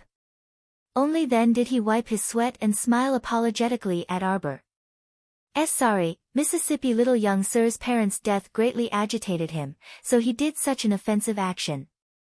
Arbor glanced at that boy and shook his head with a sigh. He tugged at Mo Lien's sleeve and quietly said, Don't worry about it, let's go. Everyone then quickly walked past them and hurried to their destination, Jiaozhong Base. Duan Yu glanced behind them, his gaze aloofly fixed on Lu Yuan. This person is a bit strange. He is. If normal people learned that the people around them had mutated, they would at least be a bit fearful, if not scared to death. At the very least, they would want to distance themselves from the other party for their own safety. But this Lu Yuan, it was a strange feeling. Mo Lien sneered, Jojo is right, this person has an ulterior motive. You think he's strange because he's the only one who's wearing an inappropriate jacket and a cotton sleeve. It was already the beginning of spring. Perhaps it was still a little cold in the morning, but at this time, it was impossible to wear a jacket. It was so hot that he was going to die. Hearing this, everyone nodded in realization. He already knew that the young master of the city lord's mansion was infected. Several people exclaimed in unison. Mo Lien nodded. That's right. He knew about it a long time ago, and he had already made all the necessary preparations. Your Highness's observation is meticulous. It is indeed so. A male disciple from Daybreak sect nodded. TSK. What is this person's goal? The one who spoke was none other than eldest Qin. This rascal had mixed in with the 100-person team. It wasn't until they set off that Mo Lien discovered he had actually fabricated a fake name to participate in this Jiaozhong base cleanup operation. Mo Lien swept him a disdainful glance. You can even make up a fake name to participate in the operation. You're so smart, yet you still don't know what the other person's goal is. Little Bao, the crown prince is scolding me. The eldest young master turned around in a huff to look at the expressionless Arbor. Chapter 1292. Serves you right. Arbor expressionlessly tossed him these two words with a stoic face. She then pattered forward with small steps. Eldest young Sir Qin's face darkened as he glared at several nearby team members who were secretly snickering. Mo Lien chuckled and quickly chased after his little wife. Jojo, walk slower. There's no rush. Arbor was rather anxious. She wanted to see the extent of the damage done to Jiaozhong fortification. How exactly did the underground organization attack the water source? The group set off on foot. Other than that superhuman with abnormal hearing who had some difficulty following the group at high speed, everyone else walked very easily. Everyone set off for Jiaozhong base. In less than 2 hours, they saw Jiaozhong Fortification city gate standing not far away. More than 30 brainless zombies were wandering in front of the city gate. When they smelled people approaching, they all turned their heads and looked at Arbor's group with flickering red eyes. Everyone, be careful. These are all level 4 zombies. Arbor instructed. She moved the crow repeating crossbow in her hand, and an arrow pierced straight through the head of one of the zombies. After the arrow pierced through the first zombie, it then pierced through the head of a second zombie that was pouncing over. One arrow exploded 2 zombies. The crow gold arrow circled in the air before returning to the crow repeating crossbow with a whoosh. When the others saw this, they immediately refused to be outdone. They all flung out their mystic energy at the several dozen wandering zombies from afar. Dense white mystic energy instantly struck the zombies one by one. After evading the first wave of mystic energy, a few zombies were immediately blasted into smithereens by the second wave of mystic energy that pounced on them. This battle was basically a one-sided purge. After the 30 or so zombies at the city gate were all cleaned up by the 100 great mystic cultivators, everyone followed Mo Yen and Arbor into Jiaozhong base. More than half of the Jiaozhong fortification's gatehouse had already collapsed. Broken stones mixed with mud were piled up in a corner. As soon as he entered, he saw a woman who was missing half her head sitting at the city gate. She was hugging a child who was missing half of his body. How pitiful! A female mystic cultivator sighed and walked toward the mother and son. Don't go there. Following a stern rebuke, the woman, who had been sitting stiffly, suddenly opened one of her eyes. She let out an ear-piercing shriek and pounced at the female mystic cultivator. Whoosh! The black gold arrow pierced through the woman's head. At the same time, the female mystic cultivator also reacted extremely quickly and threw out a mystic energy. Soon after, she pounced on the child that the woman was hugging. The child was missing half of his body but had opened his eyes. Mother and son were simultaneously pierced by the black gold arrow and mystic energy. They rolled to the side and finally stopped moving. The female mystic cultivator exhaled and turned to nod at Arbor. Thank you. These corpse puppets are gradually developing intelligence, Liang Qingqing said with a cold expression. They're starting to learn how to hide or disguise themselves and wait for an opportunity to attack us. Be careful. We don't know what else is inside. Situ Yi raised his head to look at the nearby sky with a heavy gaze. He kept feeling that there was something else within the pitch-black fog that shrouded the fortification. Chapter 1293. The group composed themselves and walked into the city. There were scorch marks everywhere. Walking on the empty street and listening to the orderly footsteps of his team, he felt a little creeped out from the bottom of his heart. This place was unreasonably quiet. It made them feel like there were many pairs of eyes quietly watching them from the shadows. Liang Qingqing suddenly turned around, and her sharp gaze vigilantly swept over the corner of the wall. There was nothing there. But she clearly felt like she was being watched just now. Was it a misconception? The entire fortification exuded a rotten stench. This was already an empty city. But there must have been a large number of zombies gathered here. The best solution was to get rid of them together to prevent these things from escaping and harming the nearby fortifications. For example, the nearest large fortification, Rice City. The group followed closely behind the main group. After walking for about 5 minutes, they actually did not find a single zombie. This is a bit fishy, Liang Qingqing muttered to herself. Hmichum. How is it possible that we haven't seen a single zombie after walking for so long? Where do you think they've all gathered? Unless there's a place or something in the city that's attracting them. Otherwise, it's impossible. Mo Yen stopped in his tracks, and everyone else also stopped in succession. When they followed his gaze and looked over, everyone was startled one after another. They saw a huge, black skull in front of them. Although it was formed from dense fog and did not seem like it would cause much harm to people, its mouth was wide open. It seemed like it was waiting for prey to enter on its own. Mo Lian's group stopped when they reached the skull's mouth. They felt like they would be swallowed by the skull's mouth if they walked any closer, so they couldn't help but feel a bit strange. Aside from this, there were 2 small alleys on the side that they could pass through, but they looked dark and had no end in sight. Their line of sight was obscured by the black fog, so it was a bit blurry, making it even harder to walk. Everyone turned their gazes to the Crown Prince, waiting for his decision. Duan Yu raised his hand, and a luminous pearl swiftly flew into the skull's mouth, illuminating the surroundings with a sizzle. Everyone's line of sight widened greatly at once. However, there was no skull in front of him. In fact, it was the City Lord's mansion. The mouth of the skull corresponded to the gate of the City Lord's mansion.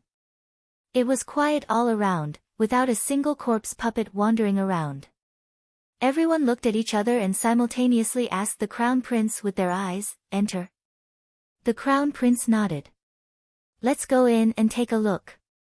The group followed behind him and walked towards the main entrance of the City Lord's mansion. Liang Qingqing suddenly turned her head and looked behind her warily. However, other than his teammates, there was no one else. But where did that extremely uncomfortable feeling of horror come from? Liang Qingqing frowned. This City Lord's estate was located at the centermost location of the entire city district. Now that Duan Yu used the illuminating pearl to illuminate the surroundings, it was as if it was daytime. The illuminating pearl's range was extremely wide, and it could last for a long time. Therefore, they would be able to see their surroundings clearly for at least an hour. Everyone could only hear the light sound of their footsteps touching the ground. Other than that, the surroundings were completely silent. Just like that, under Mo Lian's lead, the group entered the main hall of the City Lord's mansion and walked through the corridor towards the backyard. Chapter 1294. At the same time, the Fan clan's Fan Qiuming welcomed 3 uninvited guests. In the middle of the night, these 3 people appeared in his bedroom as if they had entered an uninhabited area. Although he was badly frightened, he still looked at them calmly. "You, who are you?" A voluptuous and enchanting woman walked forward. She looked to be in her early 20s, and her red lips were painted so brightly that they looked like the color of blood at first glance. "I heard that the Fan clan's little brother also went to the Mystic Beast Forest secret realm last time."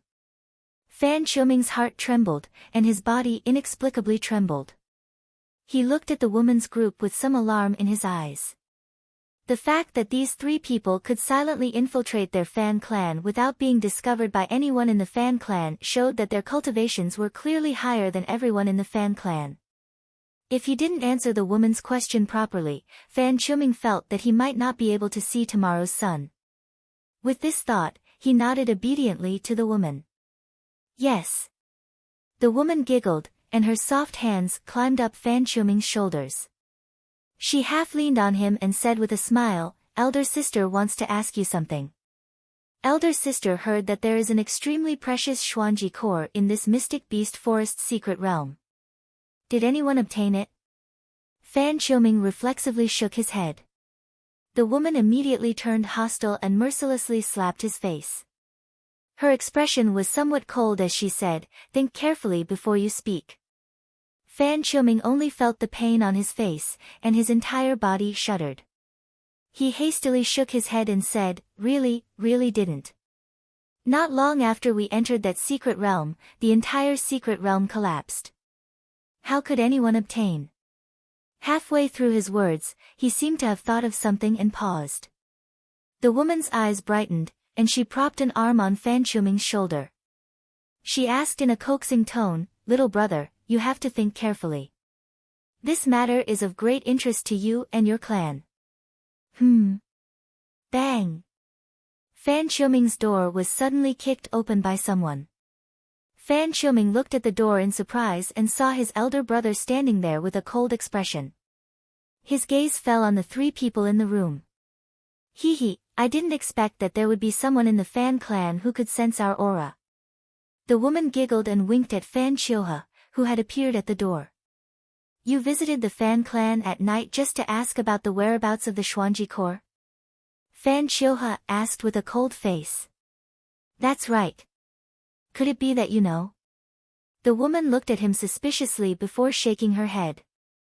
With your age, it's impossible for you to enter the mystic beast forest's secret realm. Qiuming, tell them the truth. Fan Qiuhe looked up at his younger brother and secretly gave him a look. Fan Qiuming seemed to have thought of something. He nodded and said, before the mystic realm collapsed, there was only one person who entered Senior Xuanji's small house.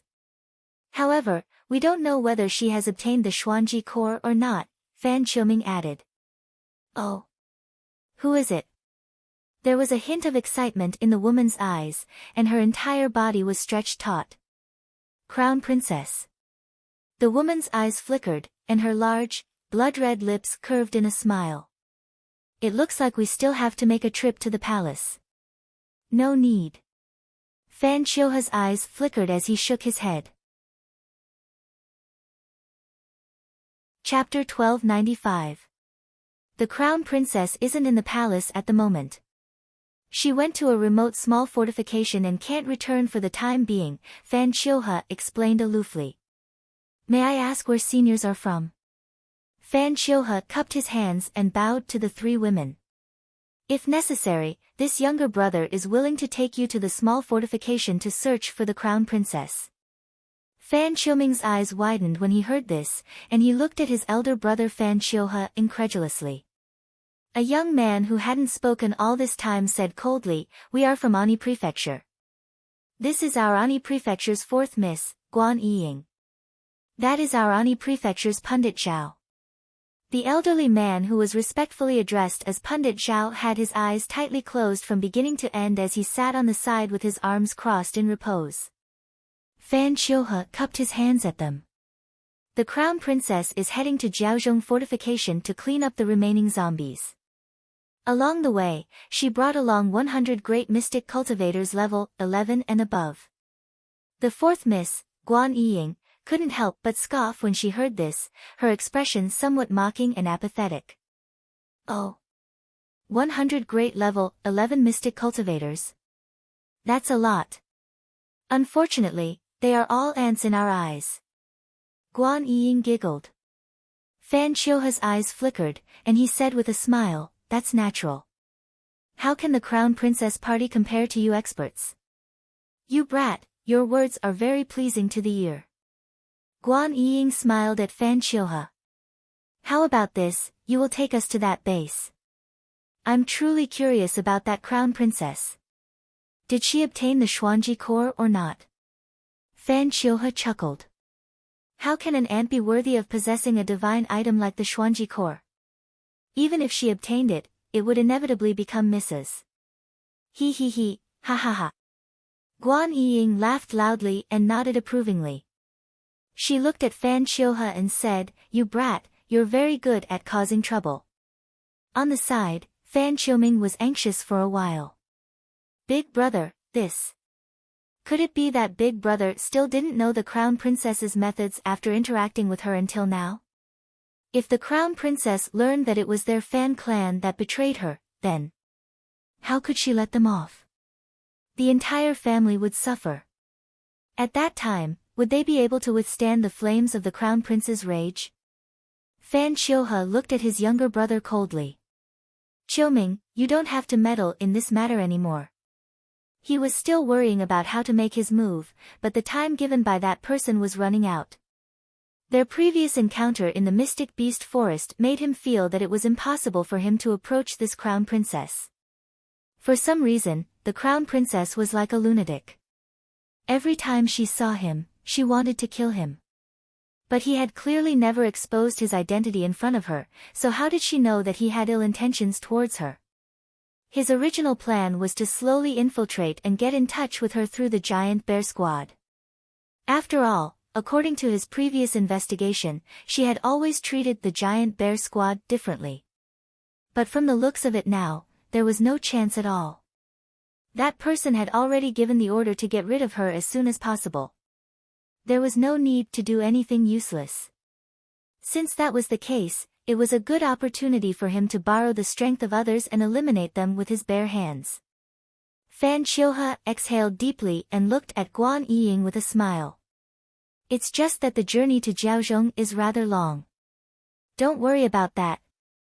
With Reverend Zhao's six-winged goshawk, there's no need to worry about the journey. Fan Qiuhe smiled. That's great.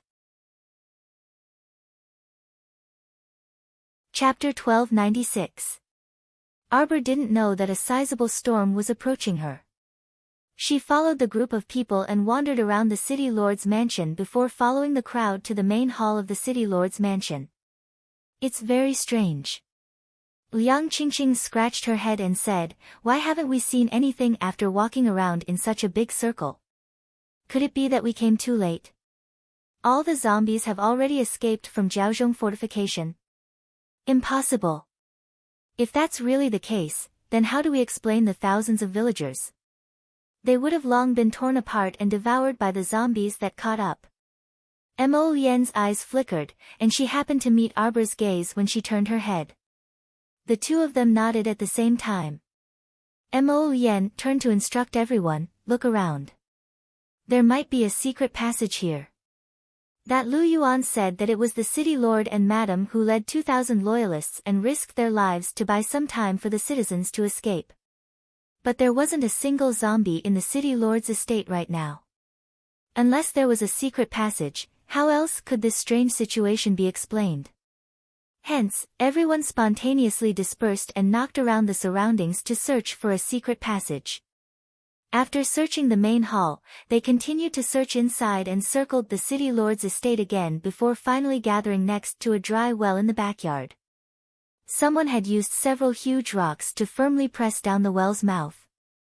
Everyone looked at each other in dismay, and they all had their own guesses. This well's mouth is narrow, but some of these level 5 zombies are comparable to great mystic cultivators, so it's not like they can't push these huge rocks away, Mo Lian said in confusion. Unless there are no zombies in this well at all. Duan Yu pursed his lips and kicked at a rock. We'll know once we open it. Several mystic cultivators stepped forward and helped Duan Yu remove several boulders from the mouth of the well, revealing a pitch-black opening. Be careful. Arbor threw out a crow-gold arrow and shot the chest of a zombie that suddenly wanted to jump out of the well.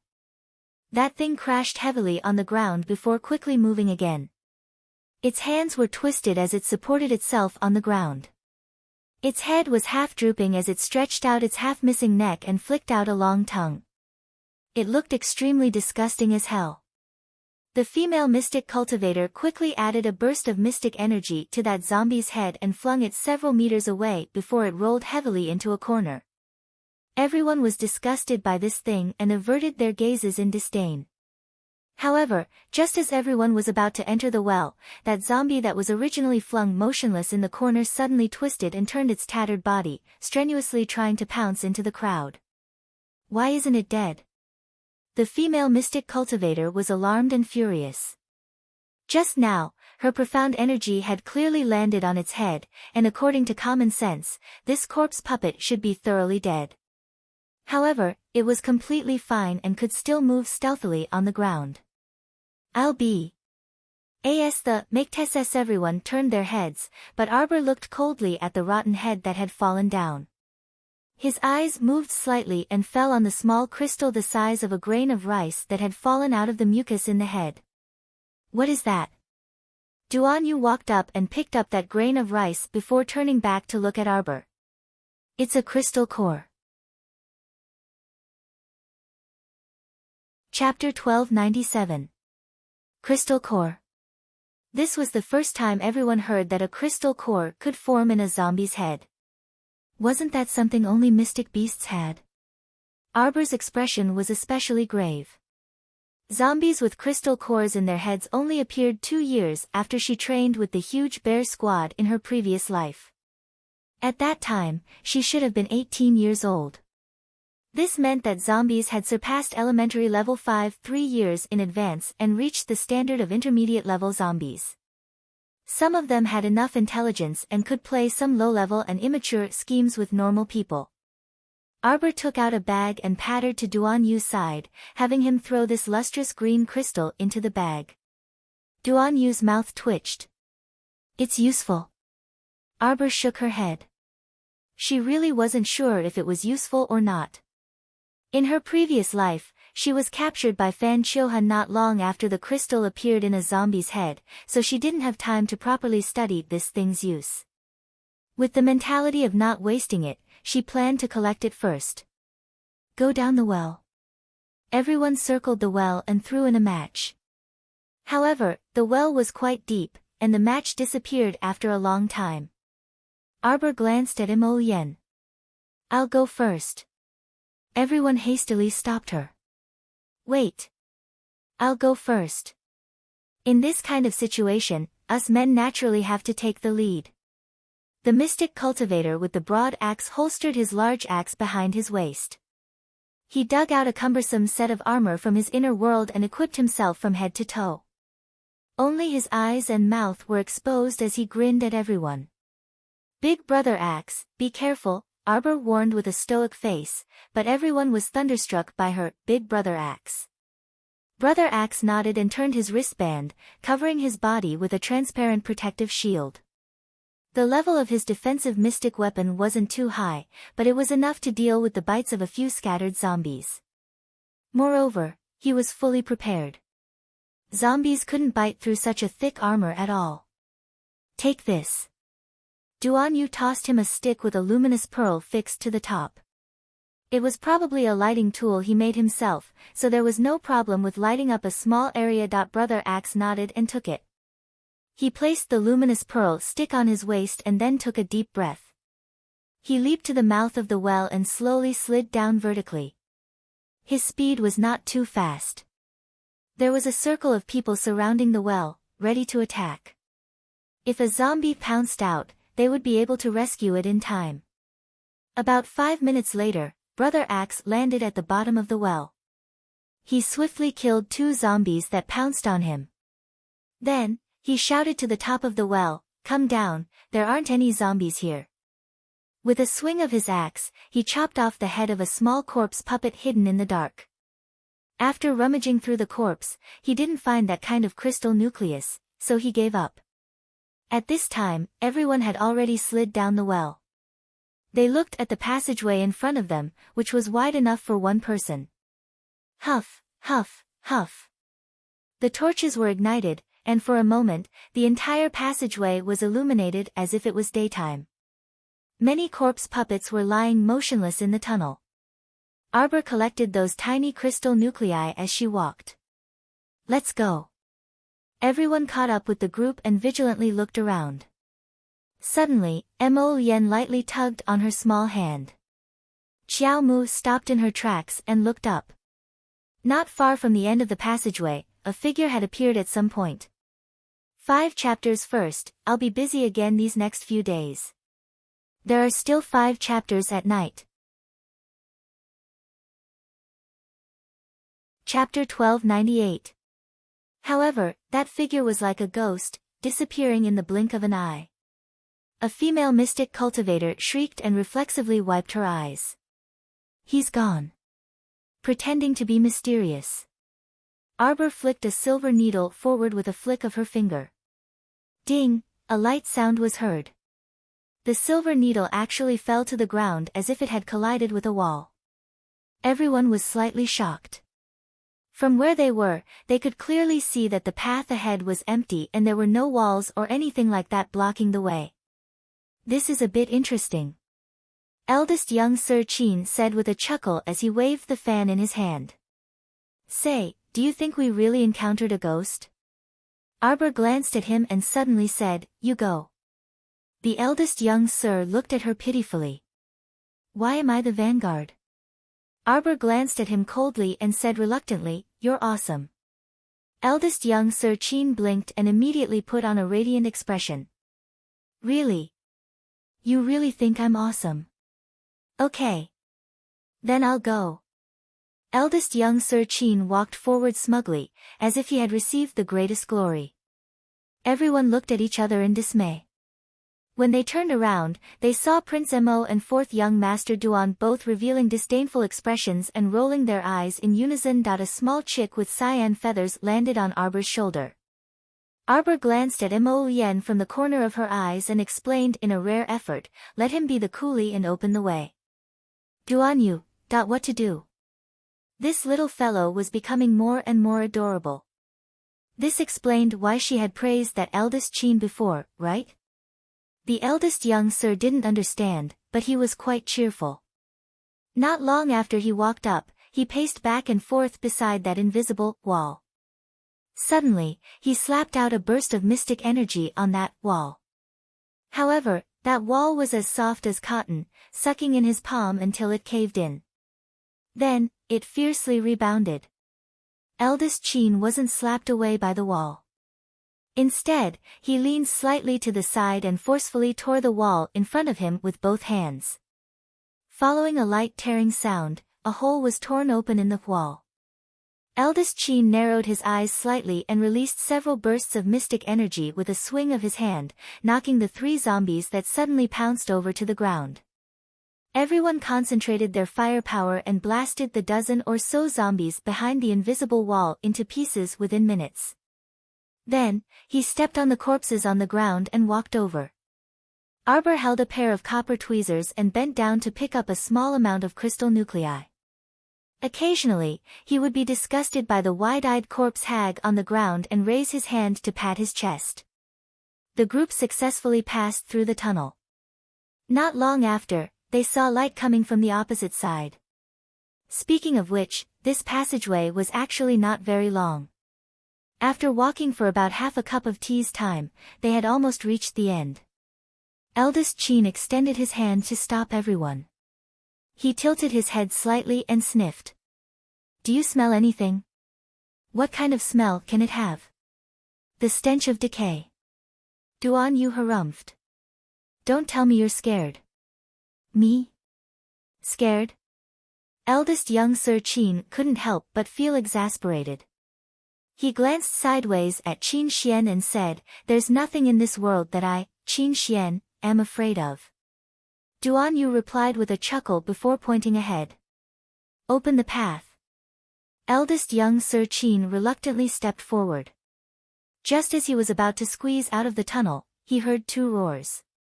He hastily retreated a step and dodged to the side of the tunnel. 2 sturdy zombies leaped in from the tunnel, baring their fangs and brandishing their claws at the people in front of them. Chapter 1299. Ugly. Arbor shot an arrow at that zombie at close range. The crowgold arrow pierced through the zombie's head, but it didn't damage its crystal core, so it still pounced at Duanyu's face. "You're courting death." Duanyu decisively took out a small and exquisite gun and fired at that zombie's head. Boom! The zombie's head immediately caught on fire. After it burned to ashes, a green crystal core slightly bigger than a grain of rice dropped out.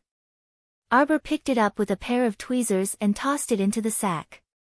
He then turned to shout at eldest Qin, who was hiding at the side of the tunnel, "Clear the way. Everyone, ." Eldest young Sir Qin shook his head exasperatedly and waved the fan in his hand as he lamented with a sigh, "How did I end up with a little thing like you?" Eldest Qin's figure flashed, and after tearing apart the other transparent wall, covering the tunnel, earth-shattering hissing and roaring mixed with several shrieks instantly flooded into everyone's eardrums. Eldest Qin was startled, and after a moment of hesitation, he crawled out of the tunnel.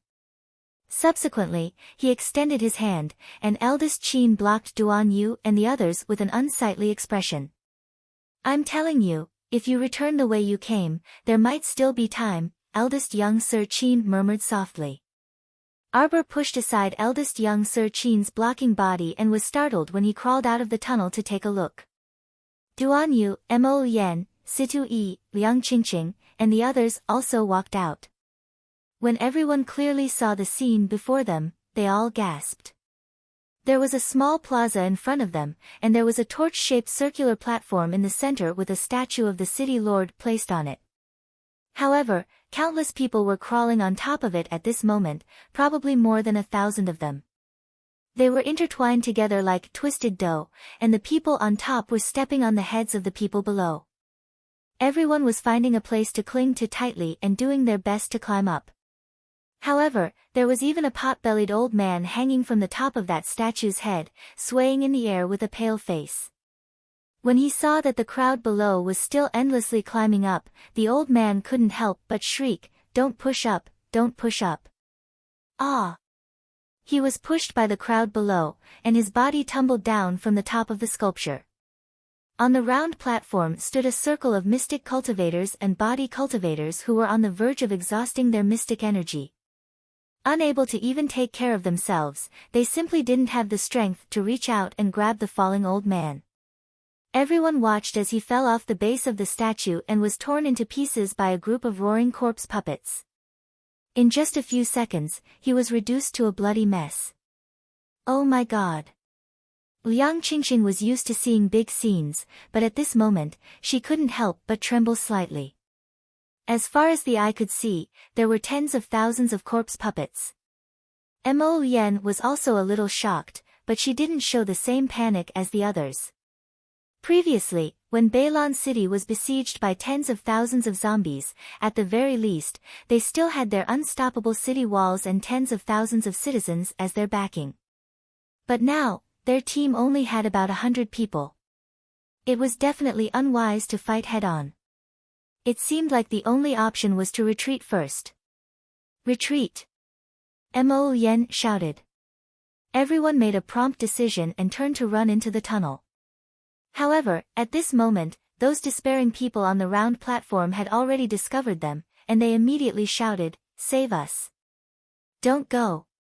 Don't go!"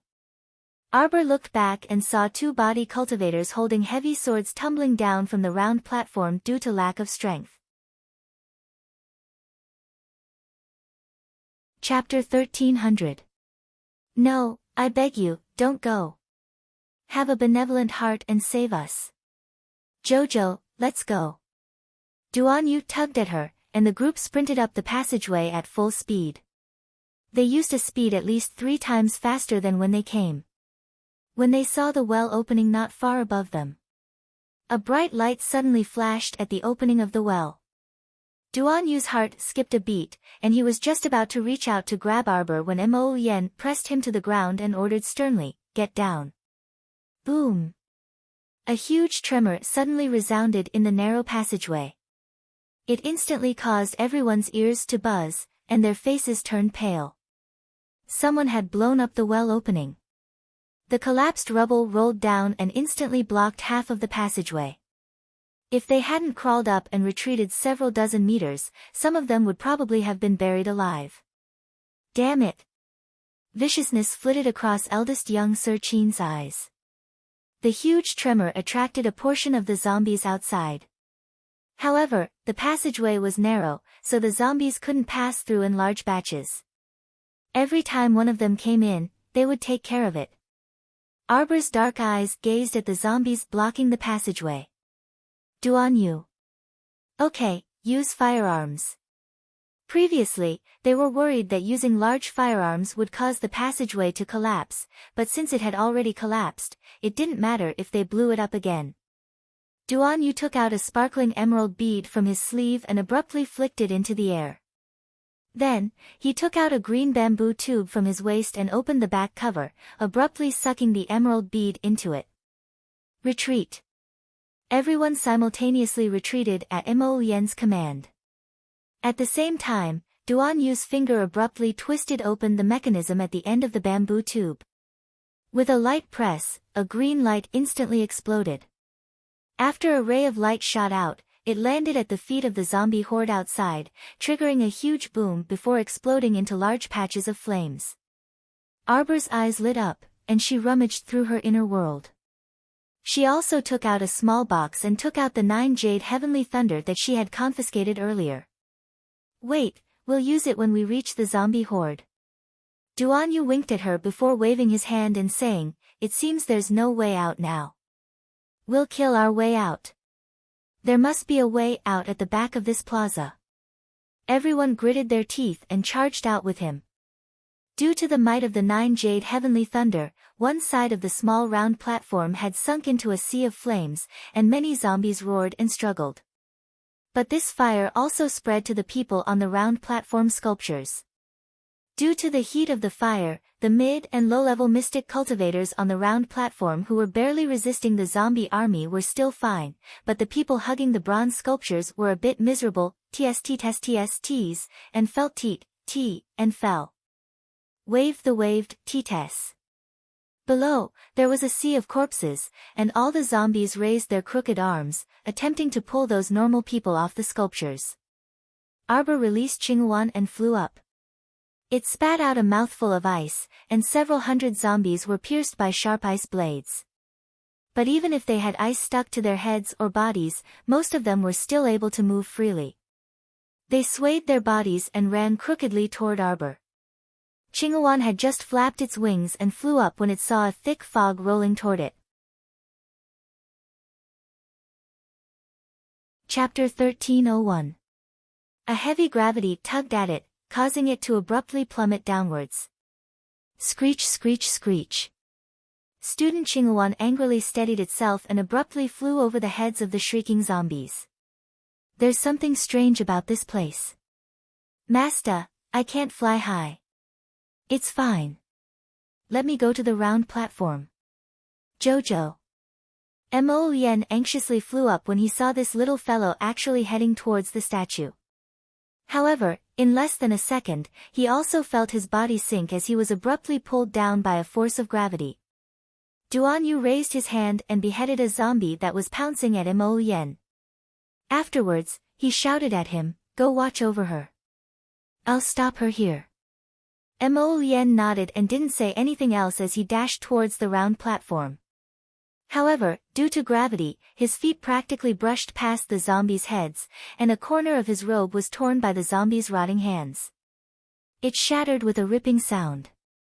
When he strode to the base of the statue next to Arbor, his face involuntarily darkened when he looked down. His perfectly fine white robe had been torn to shreds by those beasts.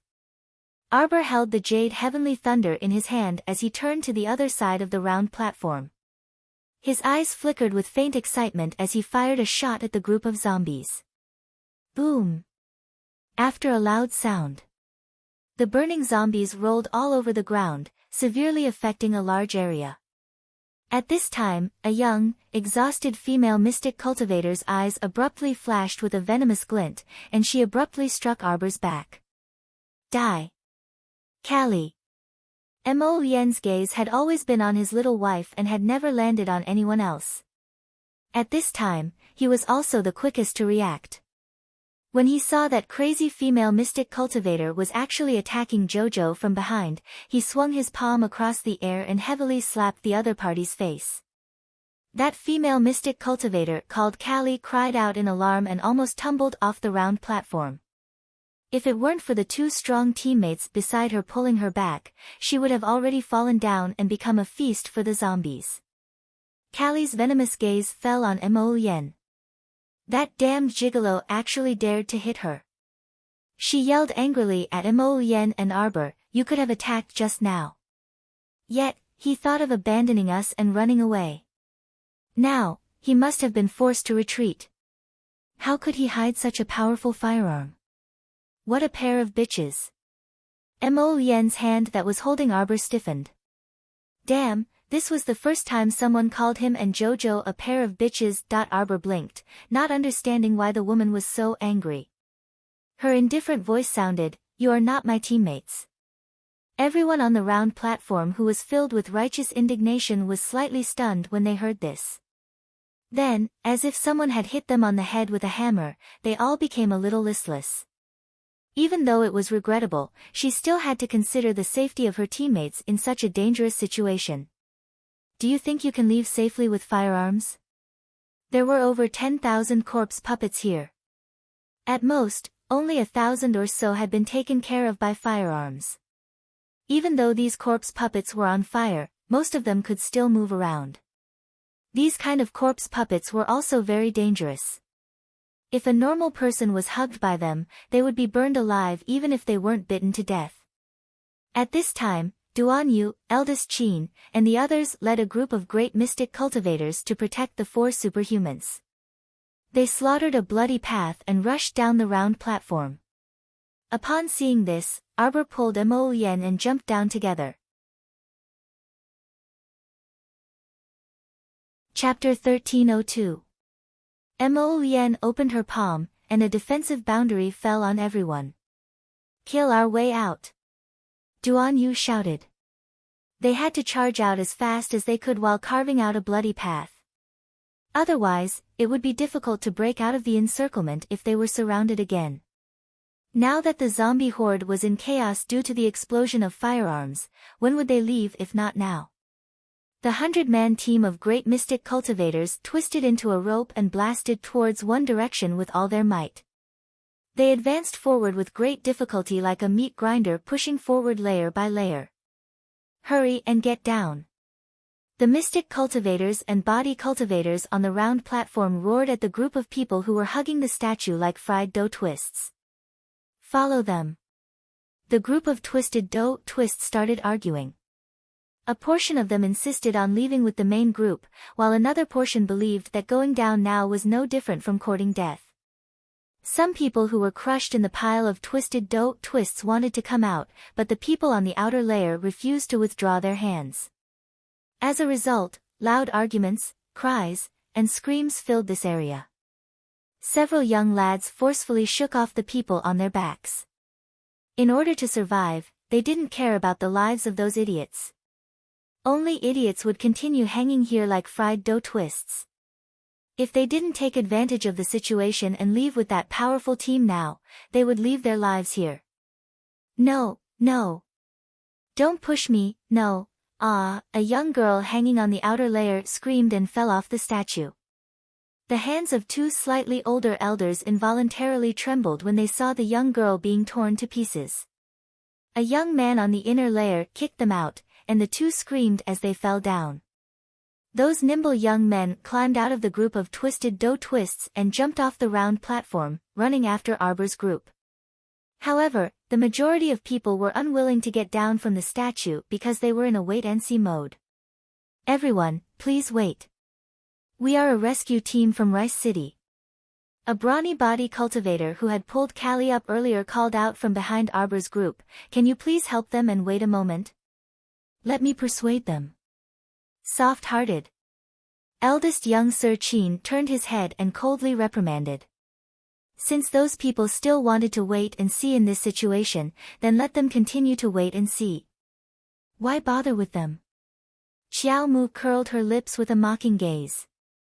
If he had the time, he might as well kill a few more corpse puppets and quickly get out of this mountain of corpses. Smelling the stench, there was a rotten smell everywhere. That team from Rice City must be a bunch of idiots from Notre Dame. Just let them stay here and shine. Help them. He had hands and feet, so why didn't he jump down at the right time and follow the group? If they insisted on hanging themselves on the statue, what could they do about it? His skills were not good, and his brain was disabled. Such a person would not live long even if he was saved. It wasn't that they were cold-blooded, but they had seen too many idiots and couldn't be bothered to pay attention to them. Let's go. At Arbor's command, the 100-man team of great mystic cultivators quickened their pace and rapidly advanced. Wait! The rescue team from Rice City panicked. Carly ran after him and screamed, "Let's go! That damned cold-blooded troop! How dare they leave us in the lurch again and again!" Gah! An extremely unpleasant roar rolled out from the layers of black fog. When the corpse puppets heard this roar, it was as if they had been given some kind of military order. As if injected with chicken blood, they roared angrily at the sky and surrounded the group without a care. Chapter 1303. Arbor turned around and smacked a pouncing zombie on the head. Her gaze suddenly swept toward the sky. Be careful. Whoosh. Suddenly, an ugly corpse puppet with a burly body and a face that had completely rotted away appeared in the air. Its true appearance could not be seen. Most importantly, it was floating in the air like a level 7 mystic cultivator and above and could fly for a short period of time. Everyone's expression shifted as they stared at this zombie. With a stern cry, it swooped down from the sky and grabbed a short mystic cultivator from Rice City's operation team with its 2 claws that were like iron pincers. Grabbing this mystic cultivator who was screaming for help, it flew into the sky. Soon, broken limbs fell from the sky. Several normal people shrunk their necks and hugged their heads as they screamed in horror. A faint chill flashed through Mo Yen's eyes. She pulled Arbor's hand and whispered, "Find a way out with the others first." When Arbor heard this, she was immediately displeased. "Then what about you?" "Don't worry, I'll immediately come over after dealing with the matters here." Seeing her taut face and silence, Mo Yen helplessly chuckled. "Don't worry, you know that no one here can stop me if I want to escape." That was true. Arbor glanced at her. "Hurry and go." Mo Yen squeezed her hand. "Go find a water source with them first. I'll immediately rush over after dealing with the matters here." There were so many zombies, so they couldn't possibly let them out to harm people. Otherwise, the first to suffer would definitely be Rice City. Arbor nodded reluctantly. She turned around and saw Duan Yu smiling at her. "Hurry and go. I'll stay behind to watch this punk and see what he's up to." Xiao Mu nodded her small head and turned around to lead the large group of people toward the exit of the small plaza. Seeing this, Rice City's rescue team hastily followed. Mo Yen and Duan Yu didn't stop them and merely turned to the side to let them pass. When that female mystic cultivator, Callie, passed by them, she glanced at them with a complicated expression before running over with large strides. "Duan Yu. Excellent." Duan Yu raised his head in a smile as he repeatedly flicked out several core-ravaging thunders. Mo Yen immediately jumped up, 2 lotus seal whirlpools appearing in his eyes. In an instant, a cluster of the purest black flames between heaven and earth jumped from his fingertips. As soon as this flame appeared, it was as if the great emperor was looking down on the world. The flames that were originally burning on the field dimmed at the same time. The ball of black fire turned into several black lotuses and flew out from his fingers, landing in the middle of the field. The green and red flames that were originally everywhere suddenly merged with the black flames, and then a powerful energy was born. With a tang sound, all the flames raged. Within the red and green flames, there was a trace of black. Within a few minutes, the corpse puppet that was tainted by the flames was burned to ashes. Not even a trace of ash was left. Duan Yu's eyes abruptly bulged, and he quickly reached out to support Mo Yen, who was swaying slightly. "How are you?" Mo Yen shook her head. Duan Yu exclaimed in amazement, "You punk, you're incredible. You actually carried a sacred fire and no one knew. Stop blabbering. Throw out 2 more. Okay, okay." Duan Yu took out the jade heavenly thunder and fired out 2 more rounds. Afterwards, he grabbed Mo Yen and pulled him along as they dashed out of the plaza. The 2 of them guarded the exit of the plaza like door gods. As long as they saw a foolish corpse puppet escaping, they would work together to kill it. Chapter 1304. The sacred fire engulfed everything in heaven and earth. Its might was truly too great. Right now, the entire plaza was completely enveloped by the sacred fire. Not to mention the walls and eaves being melted by the sacred fire, it was impossible for the zombies to escape even if they howled. Roar, roar, roar. The flying zombie flew out from the exit in a rage. Its pair of sinister eyes stared straight at Mo Yen from its rotting eye sockets. "It's my turn to shine." Duan Yu pushed him aside and rolled up his sleeves to hook his finger at the zombie. "Come. You ugly fellow, your grandpa Duan Yu will make sure you don't leave today." Roar. The flying zombie roared angrily and abruptly swooped down from the sky, wanting to grab Duan Yu again like how it grabbed that short mystic cultivator. What a joke. "Can you catch me?" Duan Yu blinked his bright eyes and leisurely raised his hands, crossing them in front of his eyes to block. Bang! Black spirit armor gauntlets formed on his hands and were impervious to weapons, instantly repelling that zombie's claws. "Let me show you my full-body spirit armor." Duan Yu giggled mischievously. In the blink of an eye, black spirit armor covered his entire body, and he jumped into the air with a whoosh, arriving in front of that zombie. Without any explanation, he smashed a fist at that zombie's head. Boom! His fists were covered in spirit armor and entwined with threads of spirit chi. With a single punch, he immediately knocked the flying corpse puppet backwards and smashed it into the earth wall behind it with a bang. Roar! Roar roar! That zombie already had intelligence and sensed that the two men in front of it were not to be trifled with, so it actually turned its head to flee. In the blink of an eye, Mo Lien's sacred fire transformed into a black whip that swept over and instantly coiled around the zombie's waist. After a vicious tug. Bang! The sacred fire coiled around the zombie and it crashed heavily to the ground. Clang! After a light sound, a token rolled down from its waist. Duan Yu glanced down, and his expression turned odd. Mo Lien, guess who he is? Jiaozhong City's city lord. Mo Lien leaned against the small dirt wall at the exit and looked at the zombie with a cold gaze. What are you waiting for? Hurry up and kill it. Fine, fine, you heartless guy.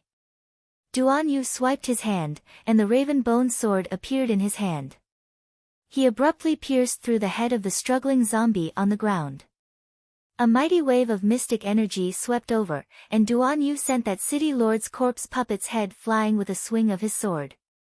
He then took out a glowing green crystal core that was slightly larger than a fingernail. It seems to be slightly bigger than the previous undead hags. He muttered to himself and turned to look at him. Suddenly, he grinned at him. Do you think I should kill you now? Then Jojo will be mine. Mo Lien threw him a cold look. Cut the crap. Come and help me. Tisk, Duan Yu turned his head and harumphed. Why aren't you afraid at all? You're even freaking acting like a lord. As he spoke, his body reacted faster than his brain. In a flash, he appeared beside him and supported him. At the same time, he stabbed a corpse puppet with his sword and kicked it back into the square, causing it to spontaneously combust. Hey, don't tell me you were discovered by heavenly law. Duan Yu chuckled gloatingly. Hurry up and go to the upper bound. I will take good care of Jojo. Scram. Mo Lien glared at him.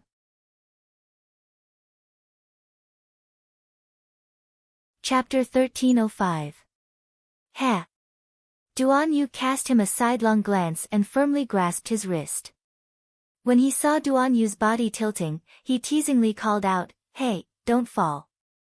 However, he still propped up his slender body and rolled his eyes.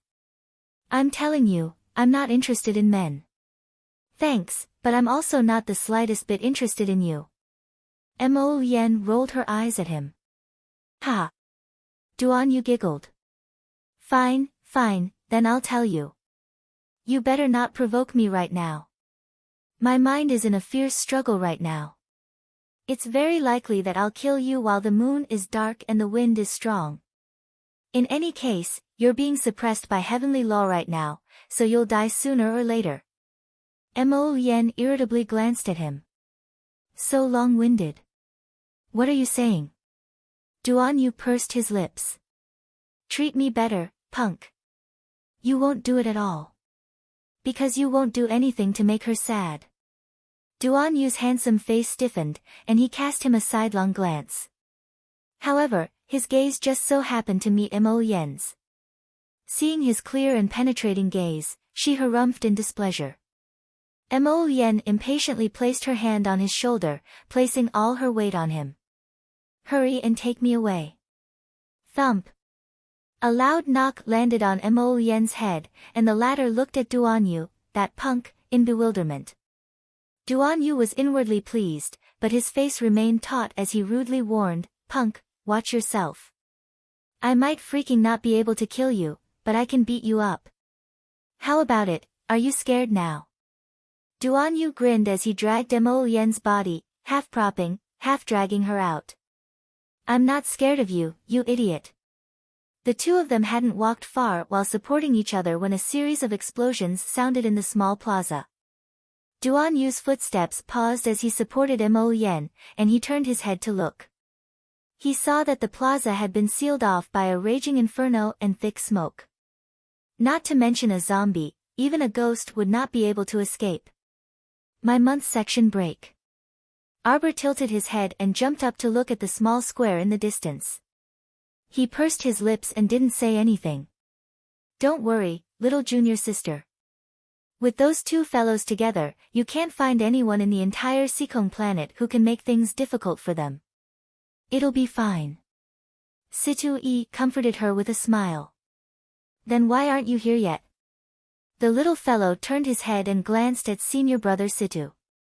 With their cautious nature, they will definitely wait at the exit for a while to see if any corpse puppets escape, Situ-e said with a smile. Don't worry, junior sister. It will be fine.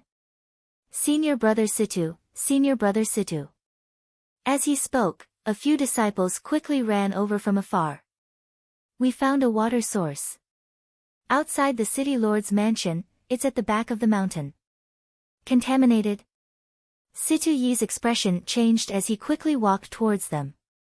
Yeah, it's completely black. The water looks especially disgusting. Senior brother Situ, senior sister Liang. Little junior sister. Another disciple quickly ran over. We discovered man-made ponds. There are 3 in the entire city. They've all been contaminated. Liang Qingqing's expression darkened at once. Yes, senior sister. That disciple nodded solemnly. Should I bring you over to take a look now? Let's go to the nearest one. Arbor gave the final word. Has everyone returned? Everyone's back. Keep up. Everyone clamored as they followed the 2 disciples leading the way, heading towards the man-made pond. Chapter 1306. Mo Yen had ordered for every fortification to prepare their own pools for the sake of dealing with unexpected situations.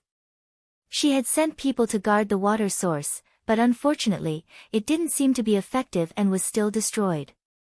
The ponds weren't too big, but they had enough water for daily use. There are a total of 3 ponds like this in the city. Arbor turned to ask the disciple who discovered the ponds. Yes. That disciple nodded repeatedly and walked to the side while pinching his nose. It stinks like hell. Look at the water inside. It's like mud and filth.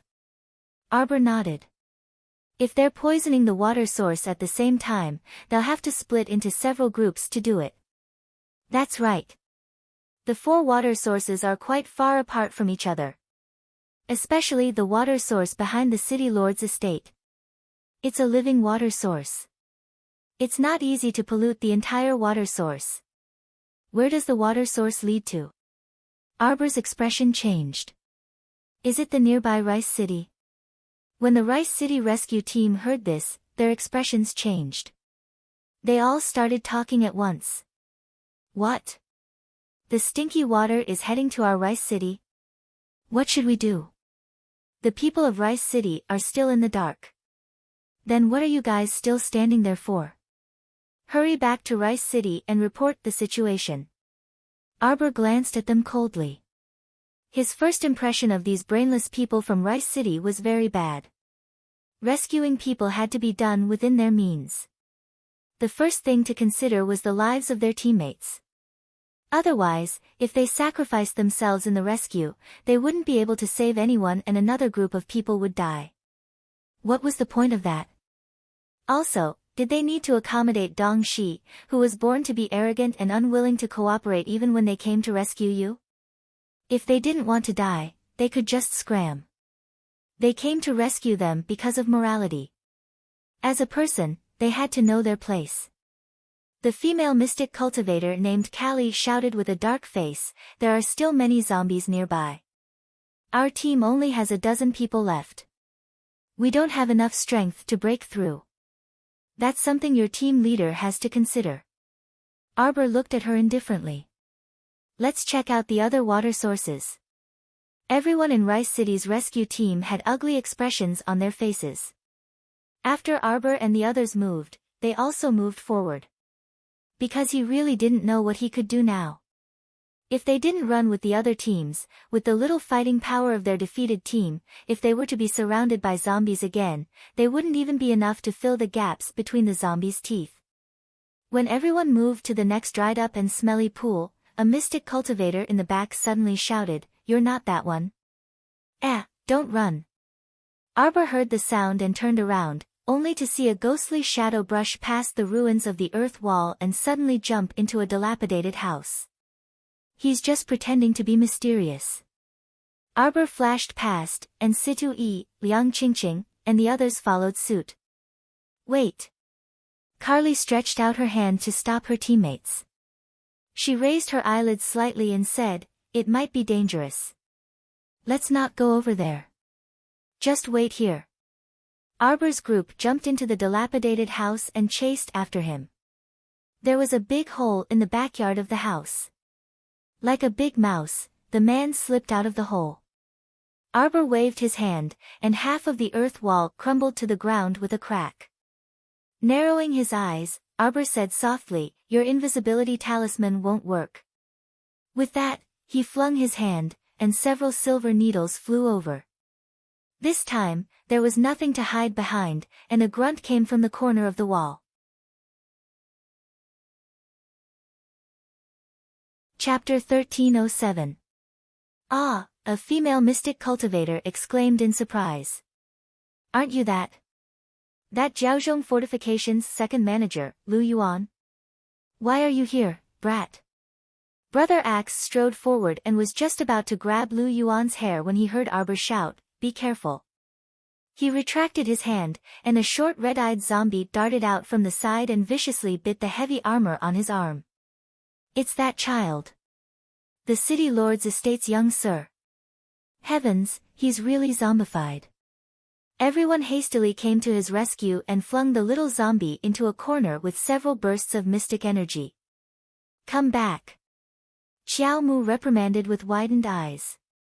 Brother Axe looked down at his heavy armor and exhaled before turning back to smile foolishly at Arbor. "It's fine, Suddenly, a barbed tongue shot out from the little zombie's mouth and went straight for Brother Axe's mouth. Brother Axe's entire body was covered in heavy armor, only his mouth and eyes exposed. In his panic, he sent out a burst of mystic energy and missed the wriggling tongue. He could only watch as the barbed tongue wriggled toward his mouth. Brother Axe's scalp tingled, and he raised his broad axe with a roar. The little zombie was truly too fast. This happened in the blink of an eye. Arbor abruptly threw an icicle at the long wriggling tongue, instantly severing a small portion of it at the waist. Sitting in a corner, Lu Yuan's eyes flashed gloomily when he saw this. He grabbed a thick rope and was about to climb into the hole in the wall. Unexpectedly, the tongue that had fallen to the ground suddenly leaped up and flew into Lu Yuan's slightly open mouth as if it had grown eyes. Lu Yuan didn't expect this at all. The barbed tongue was already stuck in his throat, causing his eyes to bulge out of their sockets in shock and terror. He was still holding a thick rope in his hand, and the other end of the rope was tightly bound to the little zombie. The frightened Axe brother hurriedly returned to his team and nodded gratefully at Arbor. "Thank you." The female mystic cultivator at the side pursed her lips and said in astonishment, "Look, he's still holding on to that little zombie. Could it be that he thinks he can control this corpse puppet? He probably came back to look for supplies." Arbor coldly glanced at Lu Yuan, who was slumped in the corner. "I just didn't expect to go for wool and come home shorn." "That's right." Eldest young Sir Qin nodded. "It must be that the City Lord's estate's youngest young sir knows where the supplies are. This Lu Yuan saw that we were here to exterminate the zombies, so he had the idea of bringing the City Lord's son back to secretly search for supplies. I didn't expect to lose my life here." Situ-Yi shook his head. With a wave of his sword, he chopped off Lu Yuan's head. On the other side, 3 great mystic cultivators fixed the little zombie in place with mystic energy. Looking at its scarlet eyes filled with hatred, they shook their heads and said, "Do we need to leave it behind to find supplies?" Arbor pursed her lips and shook her head. Eldest young Sir Qin immediately swiped his fan with his hand, and a powerful mystic energy directly penetrated the little zombie's head with it. Look around. There's probably an underground granary here, Arbor said softly, suddenly losing interest in talking. Jojo, what's there to be unhappy about? Even if we don't kill these monsters, we can't just wait to be killed by them. Eldest Qin winked at her. Suddenly, an eagle cry sounded, #continuing at night. Chapter 1308. Arbor was crouching on a mound of earth with his small chin in his hands. Besides eldest Qin's long-winded chatter, many team members were also chattering. No wonder this Lu Yuan acted so strangely earlier. Even if the City Lord's estate's youngest young master would turn into a zombie, he still insisted on keeping him by his side. Truly, one's own selfish desires harmed one's own life. The one who suddenly appeared in the tunnel just now was this Lu Yuan, right? He's the most familiar with the City Lord's estate's geography. I wonder how His Highness the Crown Prince is doing. Do you guys think that the underground storehouse is still at the end of the tunnel? When he heard the hawk's cry, Arbor reluctantly raised his small head. An enormous black shadow swooped down from the sky. Qin Xian suddenly flew up and grabbed Arbor to dodge to the side. Who is it? Situ Yi, Liang Qingqing, and the others all rushed forward as if they were facing a great enemy. They saw a huge six-winged hawk swooping down in the air. After missing its attack, a cold glint appeared in the hawk's eyes, and with a cry, it once again swooped down in Arbor's direction. An enormous force sent several great mystic cultivators nearby flying. Qin Xian's cold eyes narrowed. Just as he was about to attack, he was pulled back by Arbor. I'll take care of it myself. What the hell? Did he think he was the ruler of the sky just because he was sitting on a hawk? Get down. Arbor pulled out a green vine whip and swung it straight up. After a whip mark, one of the four people sitting on the six-winged goshawk, a young man among them let out a soft cry of surprise. Catch her! Guan Yiying shouted harshly. With a flick of her finger, she flung out an iron chain and knocked away Arbor's green vine whip. The six-winged goshawk suddenly soared high into the sky and flung away the several great mystic cultivators who were pouncing over with its open wings. It swooped down from the sky at an extremely fast speed, and its claws were about to grab Arbor's shoulder. Qinghuan rushed over from the distance and swatted away the hawk's claws. Its sharp claws were like blades, directly tearing a hole in the hawk's claw. The eagle let out a shrill cry. Arbor looked coldly at the people on the eagle's back. She saw her old acquaintances at a glance. Big brother next door, Fan Chioha. You're here to die. Arbor said coldly. The huge commotion made Carly and the others rush over like a swarm of bees. When they saw the green wand and the six-winged goshawk whose huge wings covered the sky, everyone's eyes were filled with astonishment. Paw! With a whipping sound, the green vine whip condensed from spiritual energy scraped a deep white mark on the ground.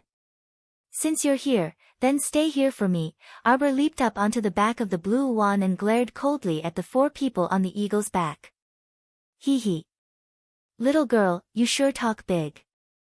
Guan Yiying stood on the eagle's back with her arms crossed, her ample bosom almost overflowing. Old girl, you sure talk big, Arbor said with a straight face, but the words that came out of her mouth made Guan Yiying's face contort in anger. What? What the hell is an old girl? The tense atmosphere almost went astray in an instant. Situ Yi and the others painfully held back their laughter, their expressions somewhat contorted. Enough nonsense. Guan Yiying shouted angrily. Bring it on. I'd like to see how capable a damn girl like you is. Chapter 1309. You're the one who's been talking nonsense. Arbor had the attitude of wanting to piss people off. She said this and tapped the back of Blue Wan with the tip of her foot. He flew into the air and threw out 18 sparkling and translucent hexagonal snowflakes. When the snowflakes flew in front of the six-winged goshawk, they instantly exploded. A huge amount of spiritual energy overflowed in an instant and almost flipped the four people on the goshawk's back off. The old man who had been resting with his eyes closed was Consecrator Zhao. He abruptly opened his sharp old eyes, which were filled with disbelief as he coldly glared at Xiao Mu. Xueling. The little girl in front of him was a weakling from the lower star region. Not only could she control the water spirit, but she could also control it so skillfully. She could condense water into ice and turn ice into snow. This ability to control the water spirit was probably only possessed by great spiritual masters. They might not even have the talent to be able to change between the various states of spirit water at any time. This girl couldn't be someone from an ordinary small family in the lower star region. Who are you? What answered the old man was Arbor's vine whip. Ask on your way to the underworld. Xiao Mu narrowed her eyes, and she swiftly swiped open the void, pulling out a ferrule. She instantly imbued the ferrule with spiritual energy, and it carried a lush green light as it swatted at the six-winged goshawk's head. The crowd below shuddered one after another. Savage. Too savage. This was their little crown princess. The little crown princess who cared for her teammates so much along the way. Once they became her enemy, she wouldn't even bother to talk nonsense with them. She would just attack. Wood spirit. The old man's eyelids twitched wildly. He hurriedly threw out a spiritual energy shield and covered the people on the goshawk's back. Boom. Under the huge force, the six-winged goshawk couldn't stabilize its body and fell straight to the ground. Seeing this, Blue Wan, who cooperated well, immediately rushed over and spat out a mouthful of ice that had been stored up for a long time. It shot straight toward the six-winged goshawk's head. Roar! The six-winged goshawk dodged a few icicles, but it couldn't dodge all of them. The Blue Wan's combat power was not something that a small goshawk like it could resist, although the goshawk's combat power was indeed not bad. However, as the saying goes, comparisons are odious.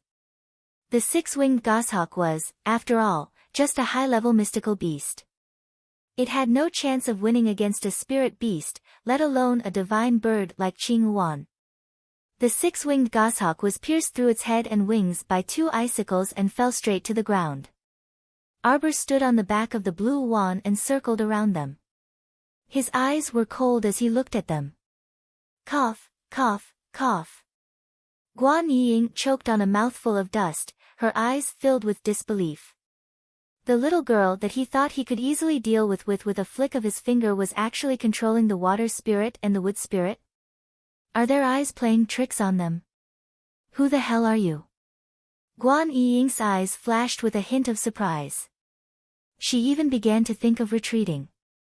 They had been rash this time, coming here to humiliate themselves without understanding the situation clearly.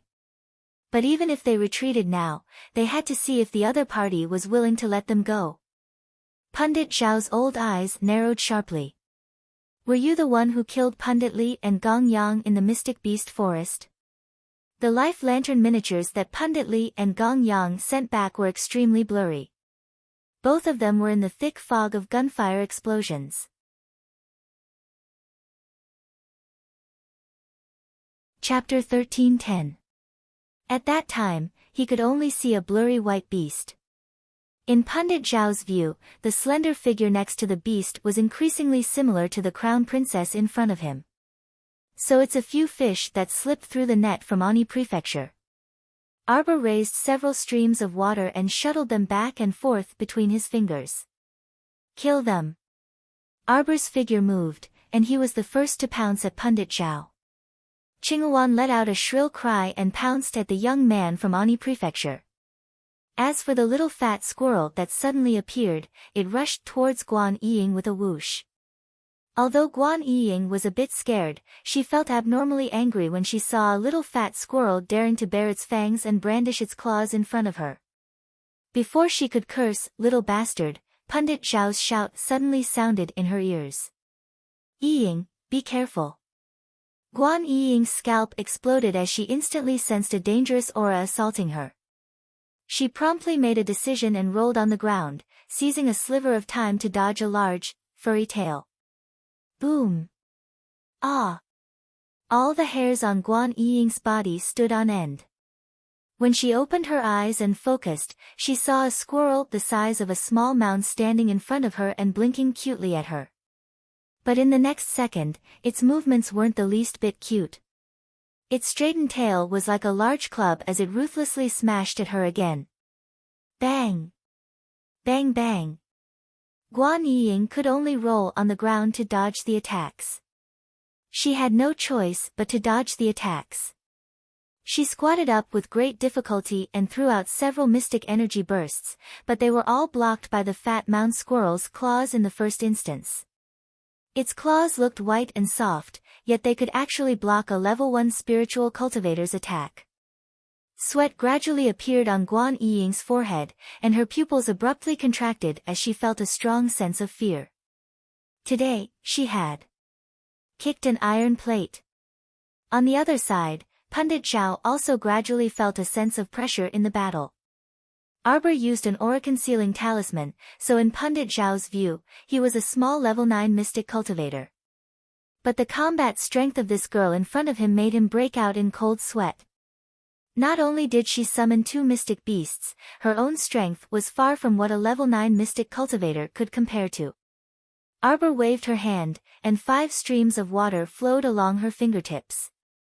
With her current level of control over water, she could only control such a thin stream of water. It was fine to deal with ordinary people, but it seemed to be a little weak against this old ghost. She covered her hands with the Vajra amulet and pounded her fists on the old man's chest. Boom! Boom! 2 strikes landed on the other party's defensive barrier. Consecrator Zhao's complexion actually turned slightly pale. Great ape! Xiao Mu blinked her eyes, following which she shouted. Consecrator Zhao's body suddenly tensed up. He felt a terrifying aura coming from behind him. When he turned around to look, the back of his head was heavily smacked by a furry claw. He was immediately stunned. He staggered and fell forward heavily. He stared at the girl in front of him. Her eyes flashed with a cold demonic light. She raised a black ferrule with both hands and struck it fiercely at his head. Pfft! Attacked from the front and back, Consecrator Zhao was heavily injured, and his aura instantly withered. You still dare to be absent-minded while fighting me? Arbor curled her lips and sneered. Everyone from Ani Prefecture deserves to die. Arbor waved her hand and sent 5 icicles into the other party's body. Chapter 1311. Consecrator Zhao. Guan Yiying's eyes were bloodshot as she stared blankly at the little crown princess killing Consecrator Zhao on the spot. But there was nothing she could do. She couldn't even protect herself and was powerless to stop it. Roar, roar, roar. The large ape patted its chest, looking like it was asking for praise. Xiao Mu cast a sidelong glance at his hairy and silly grinning face and harumphed.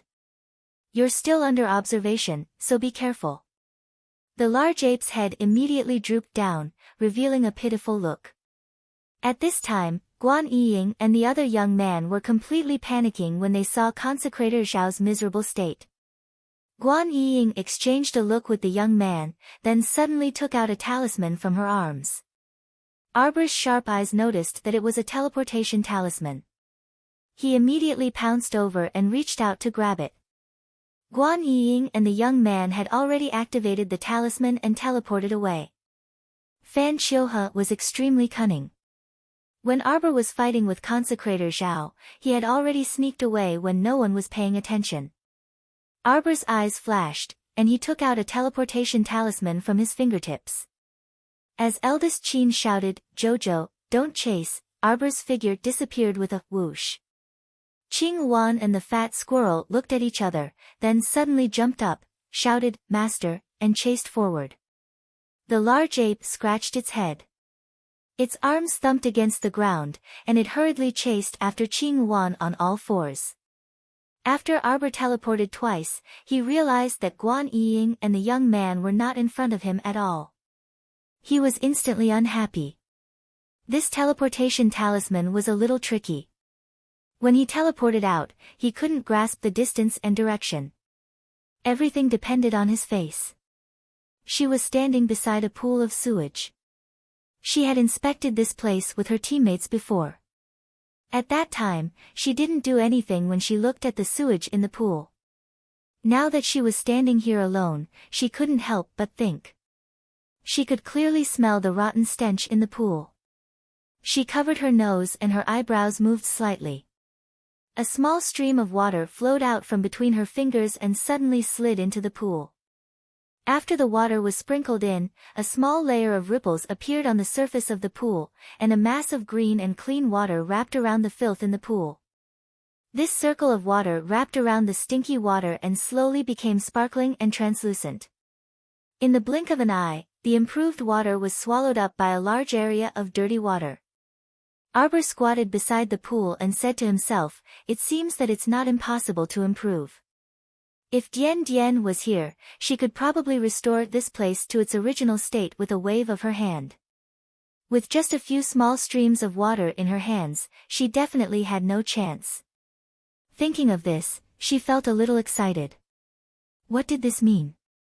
In this life, she and all the people around her would no longer suffer the pain of having no water to drink from the polluted water source. She had the holy water in her hands, so this kind of situation did not exist. Arbor took a deep breath. Just as he was about to stand up, he suddenly felt a chill on his back. It was accompanied by a strong murderous aura. Alarm bells suddenly rang in his mind. A heavy and strong mental power attack rushed toward her conscious. The speed was very fast. The 12 jade slips transformed from the golden talisman jade tome immediately rotated and wrapped around each other, forming a protective shield that blocked this attack without hesitation. Chapter 13:12.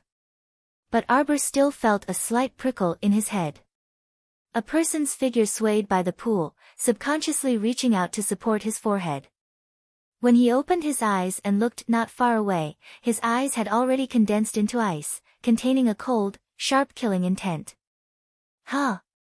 The person who came couldn't help but sound puzzled when his attack didn't damage the opponent's spiritual consciousness. The little girl is a bit strange. The person who spoke had an old face comparable to a monkey's. His cheeks were puffed up high, revealing a trace of excitement when he saw his prey. Arbor slightly wrinkled his brows, unhurriedly waving a mystic guiding talisman formation beside him. "Damn it, old monkey. Why aren't you making a move? This little girl is indeed a great talisman master, be careful. She's just a talisman master, isn't it easy for me to capture her?" The shrewd monkey man called Old Monkey stuck out his tongue and licked his lips, a lustful look on his face. He stared at Arbor and said, "The little girl is born with delicate skin and tender flesh, she's actually a rare beauty in this world." Old Monkey suddenly dodged to the side, dodging a string of poison darts that flew out from Arbor's hand. "A stinky mouth can't spit out ivory." Arbor coldly snorted, "You just used a spiritual attack on me." Hee hee, the little girl understands spiritual attacks, it's indeed a bit strange. Although Old Monkey's eyes carried a lustful smile, his expression was extremely vigilant, guarding against Arbor's attack. "Now it's my turn to make a move." Arbor sneered and said, "It's impolite not to reciprocate." She stimulated her spiritual consciousness, instantly penetrating the opponent's consciousness, catching him off guard and giving him a fierce blow. Old Monkey, who was already on guard, didn't expect this girl to also use a spiritual attack. In an instant, he was hit head-on. He roared on the spot, his body heavily falling backwards. Old Monkey. That companion hiding in the dark couldn't hold it in any longer and jumped out with a furious roar. He struck out a heavy gust of wind directly at Xiao Mu. Boom! That heavy profound energy heavily pounced on the large cauldron that Arbor had suddenly withdrawn and placed in front of him. The 9 stars mirroring the moon cauldron helped her block this fierce attack. Although Arbor was hiding behind the cauldron, he felt a little uncomfortable. Because of this collision, his internal organs seemed to have been forcefully shifted a few inches, and his chest felt stuffy and uncomfortable. Although her cultivation as a mystic cultivator had increased, her body still needed to be tempered. If her body wasn't strong enough, she would suffer in battle like now. The earth spirit rolled out. Under Old Monkey's slightly shocked gaze, he quickly retreated. Layers of soil piled up under their feet, forming an earth spirit barrier. Old Monkey and his companions were slightly shocked, and the barrier collapsed and fell down on them. The two of them roared again and again, jumping back and forth in the gray layer of the falling soil. They saw Arbor turn around and run. Old Monkey shouted, "Chase after them." He took the lead and rushed out. "You aren't from Ani Prefecture." Arbor instantly released a water spirit barrier behind her. In an instant, the force from Old Monkey and the other person heavily landed on her back, pushing her forward several meters. Xiao Mu twisted her body in midair and agilely leaped a large step forward. She suddenly took out the 9 stars mirroring the moon cauldron again and blocked the 2 attacks coming from the front.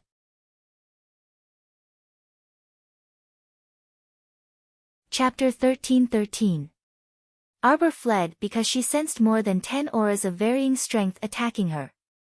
This meant that Old Monkey's companions were chasing after her. She would not foolishly stay in the same spot and wait for them to gang up on her. What kind of joke was this? Although she did not know who these people were, Arbor had some speculations in her heart. Old Monkey's companions chased after her quickly and leaped up. A palm wind mixed with thick mystic energy attacked Arbor's back again. Whoosh! Whoosh! 2 teleportation talismans were used, and Arbor's figure instantly moved to 1,000 meters away. Damned brat, she has talismans on her. Quickly capture her. More than 10 people rushed out from the dark and surrounded Arbor, intending to force her into the encirclement. Arbor had been attacked by Old Monkey's mental energy at the beginning and felt a slight pain in her head. After that, the attacks from those people were still manageable for her. It was just that Old Monkey had more companions now, which was not a good thing for her. If she was really captured by them in the encirclement, she would definitely be beaten up by them.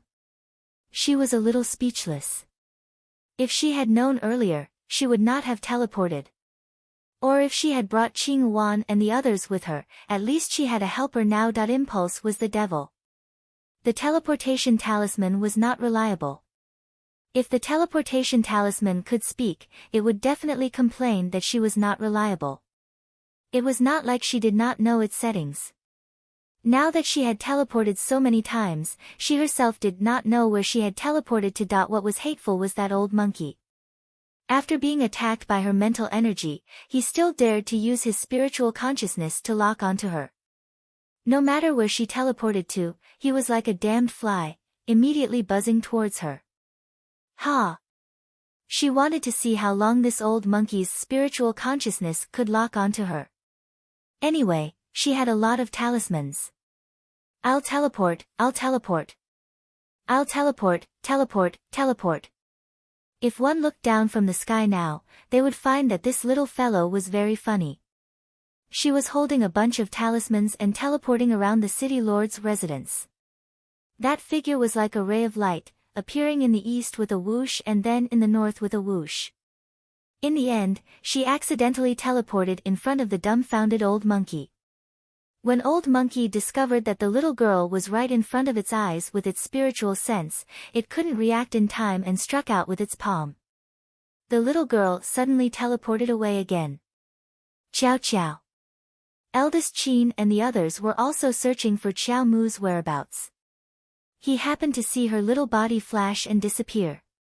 She was really a troublesome girl. Damn it! Old Monkey and the others were enraged. More than a dozen people were chasing a little girl who was a level 9 mystic cultivator, yet they freaking spent so much effort. It was simply infuriating. Old Monkey and the others were enraged, and they released their Xian beasts one after another. Old Monkey took a step forward and sat on the big black dog. He hissed, "Forward." His spiritual sense was running out.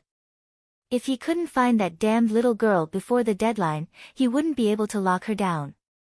Not being able to lock her down meant that it would be even harder to find her. This damned girl was like a slippery loach, going east and going west. It was simply infuriating. "I'm here."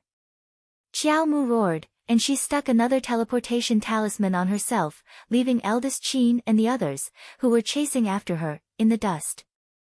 Situ Yi's mouth twitched, and he couldn't resist rolling his eyes. "I think that girl is having a lot of fun. What's going on?" Liang Qingqing was exasperated. "Are we still going to continue chasing?"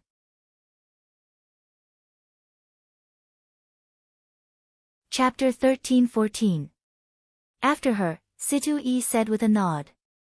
There was a group of people with unknown intentions chasing after Jojo, so they naturally couldn't leave her alone.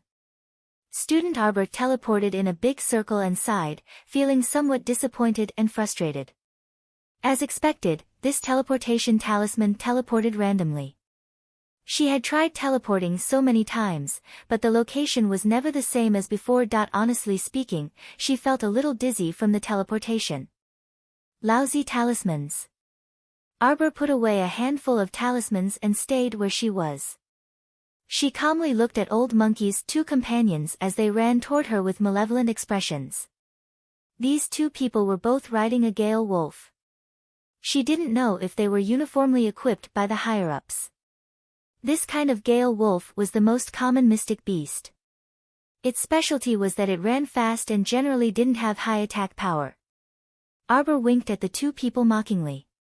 With a slight movement of her fingers, an imperial thunder barrier enveloped the two people. Old Monkey, who was chasing over on a large black hound, shouted in alarm when he saw this from afar, "Get out of the way." But it was already too late. The imperial thunder barrier enveloped the two people's figures and immediately activated a series of crackling thunder and lightning.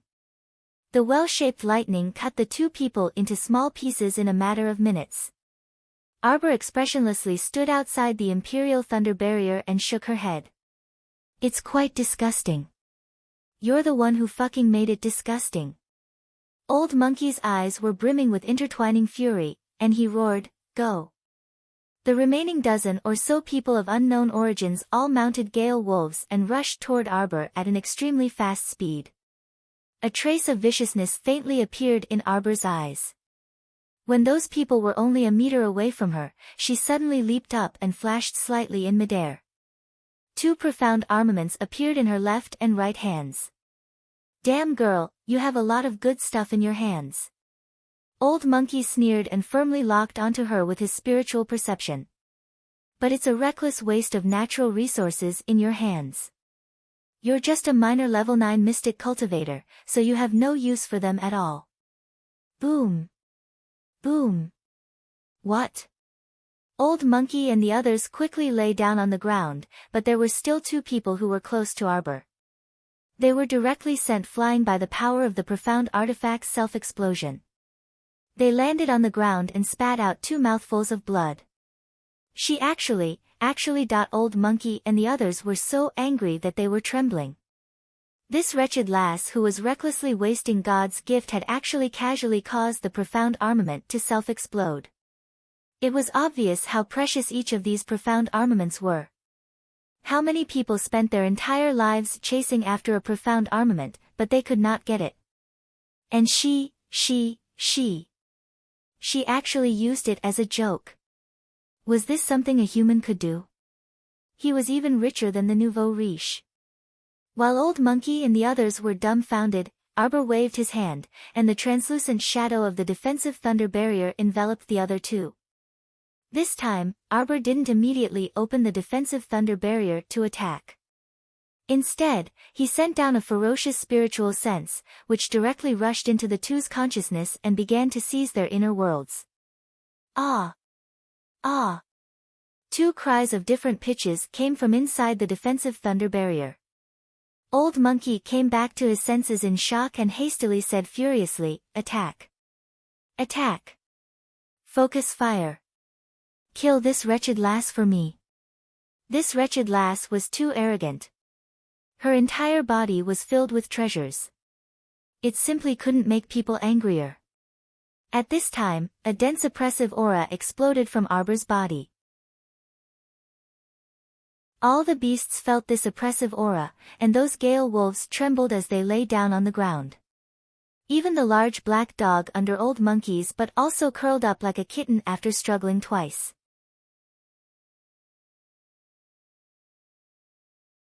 Chapter 13-15. Previously, it was precisely because of the interweaving of the two sacred beast auras. That was why Pundit Zhao and the other two didn't dare to release their mystic beasts when fighting Arbor. Because they felt that it was useless to release them, and that they would only be suppressed in vain. At that time, if their mystic beasts were the first to be injured, the unlucky ones would be their masters who would suffer a backlash. This situation was extremely bad. And now, Old Monkey and the others felt a sense of danger pouncing on them. Their mystic beasts were suppressed by the other party's sacred beast aura to the point that they couldn't move. This caused Old Monkey to be both terrified and angry out of humiliation.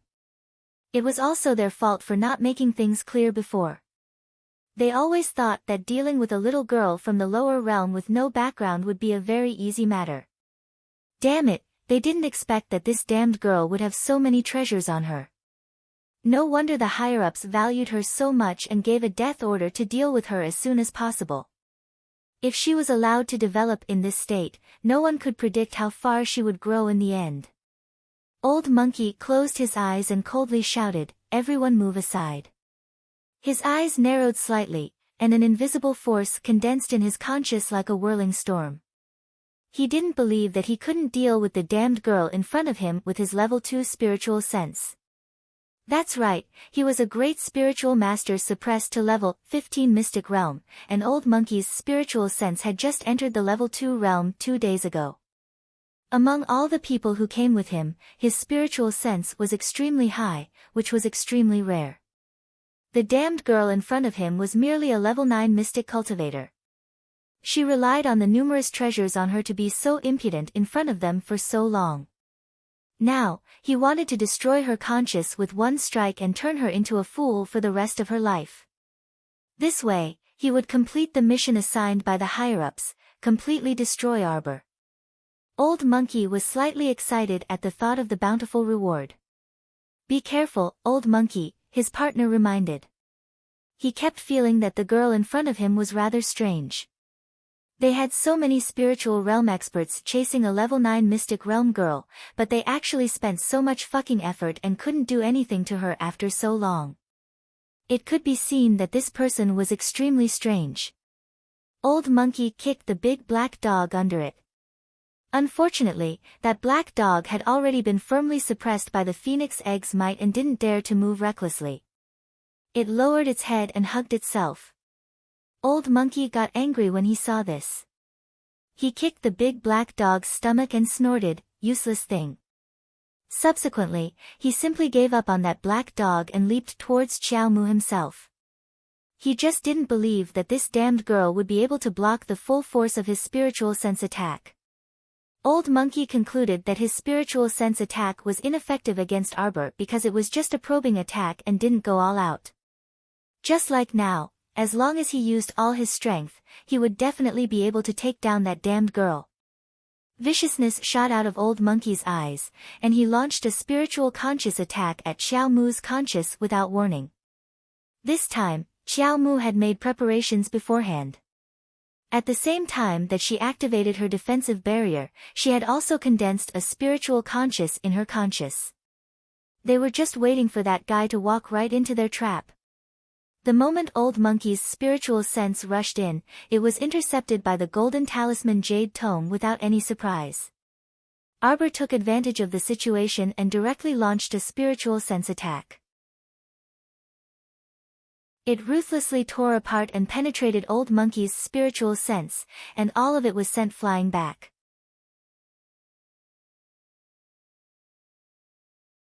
Chapter 13:16. This wave of counterattack came swiftly and ruthlessly, directly charging back into the depths of Old Monkey's conscious. Old Monkey had no time to defend against this spiritual sense attack at all. It was as if a sharp blade had pierced into the depths of his consciousness, tearing a wide crack in it. Old Monkey only had time to let out a blood-curdling scream before his eyes rolled back. He then fell backward and crashed heavily onto the ground. This spiritual sense attack was clearly more ferocious than the previous probing attack. Arbor also slowly grasped the crux of spiritual sense attacks from this. This vulgar man called Old Monkey would probably discover that he had completely turned into an idiot when he woke up. A small shrimp with level 2 spiritual sense dared to attack her, humph. She had level 3 spiritual sense. Crushing a small level 2 was too easy. Old Monkey suddenly fell to the ground and fainted, frightening the others. They simply didn't dare to believe that Old Monkey actually fell just like that. Their gazes toward Arbor also carried a trace of bewilderment. Truly strange. Old Monkey's mental strength could be considered top-notch among them. An expert with level 2 spiritual sense was actually knocked down by a small level 9 mystic cultivator's mental attack. Who would believe this if they told others? Old Monkey's partner immediately bellowed in his daze, "Everyone, pay attention. This lass isn't some level 9 mystic cultivator at all." This bunch of slow-witted fellows finally realized that something was amiss. A small level 9 mystic cultivator could knock down a proper spiritual cultivator with her spiritual sense? How was this possible? It was very obvious that the other party was relying on some kind of spiritual item or treasure to conceal her strength in front of them. A bunch of trash. I sent so many of you, but you can't even deal with a little lass. A sinister voice carrying an endless chill assaulted them. Arbor's pupils contracted slightly, and she abruptly turned her head. Her entire body burst forth with faint water spiritual energy, and a water spiritual barrier instantly enveloped her entire body. Following that sinister voice, water power surged toward her like a monstrous wave. Bang! The little guy slid in his water spirit barrier, and his little hands and feet rolled in the water spirit barrier. Then, he was sent flying by the force of the incoming person. Old Monkey's companions, who had suffered a setback earlier, saw their boss send that damned girl flying as soon as he made a move. Their morale was immediately boosted. They waved their arms and shouted, "Brother 2 is mighty! Brother 2 is mighty!" Boom! Xiao Mu was struck headfirst by that sky-toppling wave, and she was buried in a shallow pit with the water spiritual barrier over her head. Damn it! This person actually sent her flying. Was there any justice in this world? Although she wasn't injured, she had been sent flying. She had been sent flying.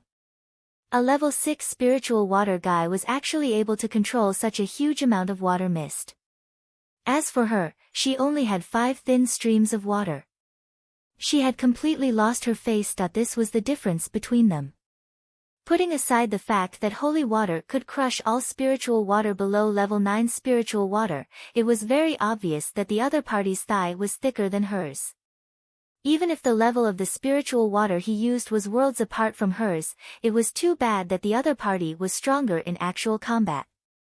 Arbor adjusted her state of mind and immediately flipped out of the pit. She looked at that person with a stoic face. The person called Brother 2 was an old man in his 60s. Half of his face was dark as he coldly glanced over.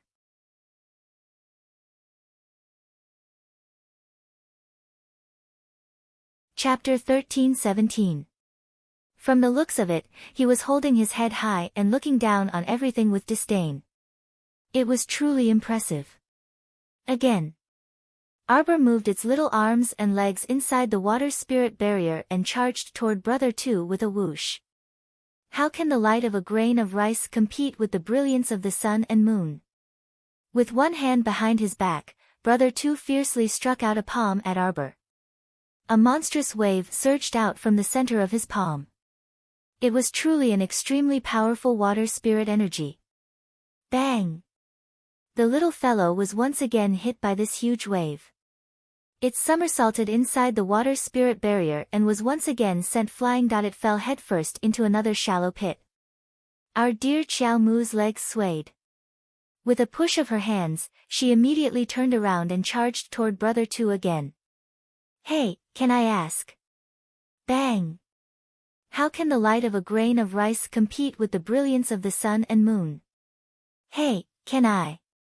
Bang, bang, how can the light of a grain of rice compete with the brilliance of the sun and moon? Hey, can I? Bang! Huff, huff, huff. Brother Two bent over and panted heavily. When eldest Qin and the others finally found Arbor, they saw this strange scene. There was a semicircle on the field. The little fellow was clearly fighting against a dozen people, but the situation was somewhat strange. Those dozen people looked as if they had eaten feces. Their faces were the yellow color of feces. As for the old man standing in the middle of the semicircle, his face was as white as a sheet of paper, and he was panting heavily through his nostrils. Fuck, when you struck out with the same palm 13 times in a row and said the same sentence, light of a grain of rice, and the little person you regarded as an ant was still alive and kicking inside the water spirit barrier, you suddenly felt that life was hopeless. When this Brother Two looked up and saw Arbor bouncing toward him while encased in the water spirit barrier, he couldn't help but raise his palm out of conditioned reflex. This slap actually didn't produce any spiritual energy. Fuck, his spiritual energy was exhausted. He had already drunk 2 bottles of spirit-returning liquid. This kind of spirit-returning liquid was sold at an extremely high price in the 6 prefectures. After drinking 2 bottles in a row, he touched his pocket and found that there was nothing left. Hey, let me finish what I want to say. Arbor finally found a chance to speak. Was there something wrong with this guy? He had tried to say a few words to him several times, but in the end, he was sent flying as soon as he tried. She squatted inside the water spirit barrier, and raised one of her small white hands in a slightly distressed manner, allowing 5 streams of water to drill between her fingers like thin snakes. Hey, big bro, let me ask you something. As soon as Arbor opened his mouth, eldest Qin's group couldn't help but twitch their mouths. How did you cultivate your water spiritual energy to such a large extent? Tell me, why is my water spirit so small? She asked in distress. If Dian Dian was awake, she could rely on Dian Dian to support her and use a big move like water curtain shrouding the heavens, but it could only be used once. She couldn't even create a decent water ball by herself. Controlling the earth spirit and wood spirit was slightly better. At least when the earth spirit was flipped over, it could form a shallow layer of soil. The wood spirit, on the other hand, was more adept at controlling it.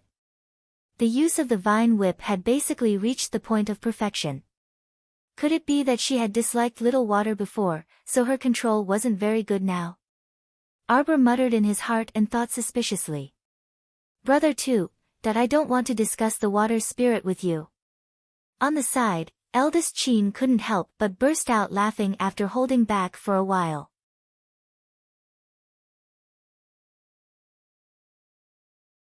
Chapter 13-18. Arbor blinked at the dark-faced big brother through the water spirit barrier. Why is it so small? She seemed to be talking to herself, but also seemed to be in a hurry to find the big brother to clear her doubts. She couldn't help but shake her little hand. The water shuttled back and forth around her fingers, but it didn't fall to the ground. Such fine control of the water spirit. She's still not satisfied. It looked like Brother Two was about to spit out a mouthful of blood. Eldest Qin couldn't help but laugh out loud first. Jojo, you haven't stepped into the spirit realm yet. He couldn't help but want to remind this strange little fellow. Strictly speaking, you're not a spirit master.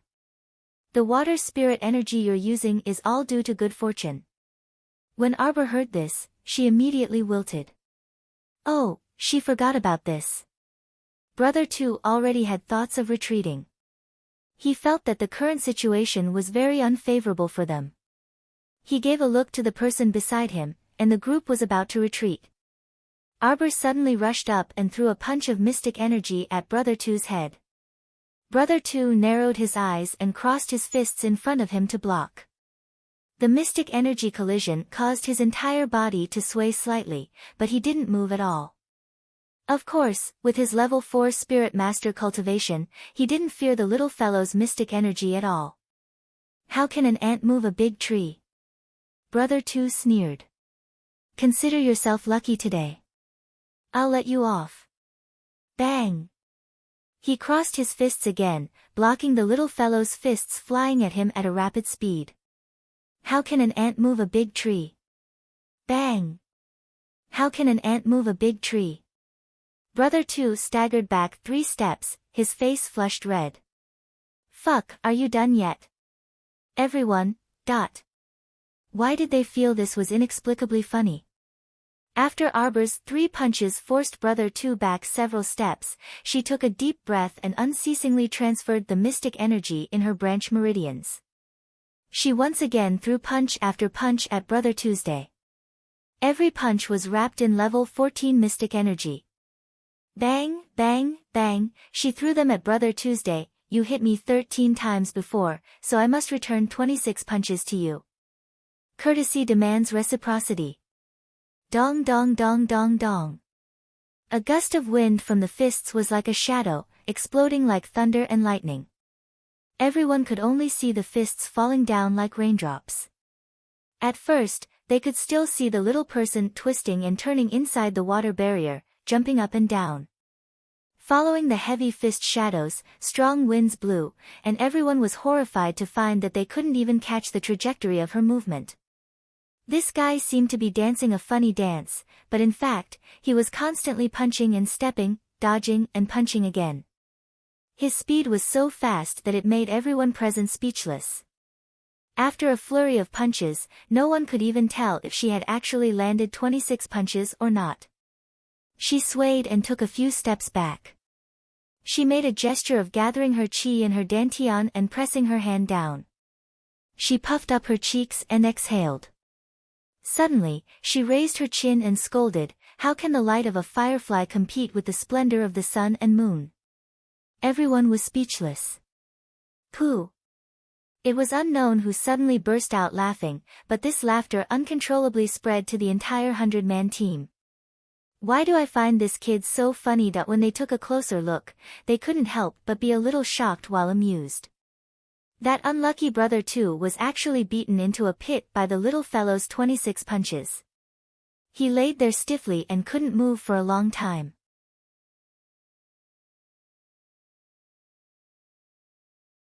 Chapter 13-19. Even Brother Two himself couldn't understand.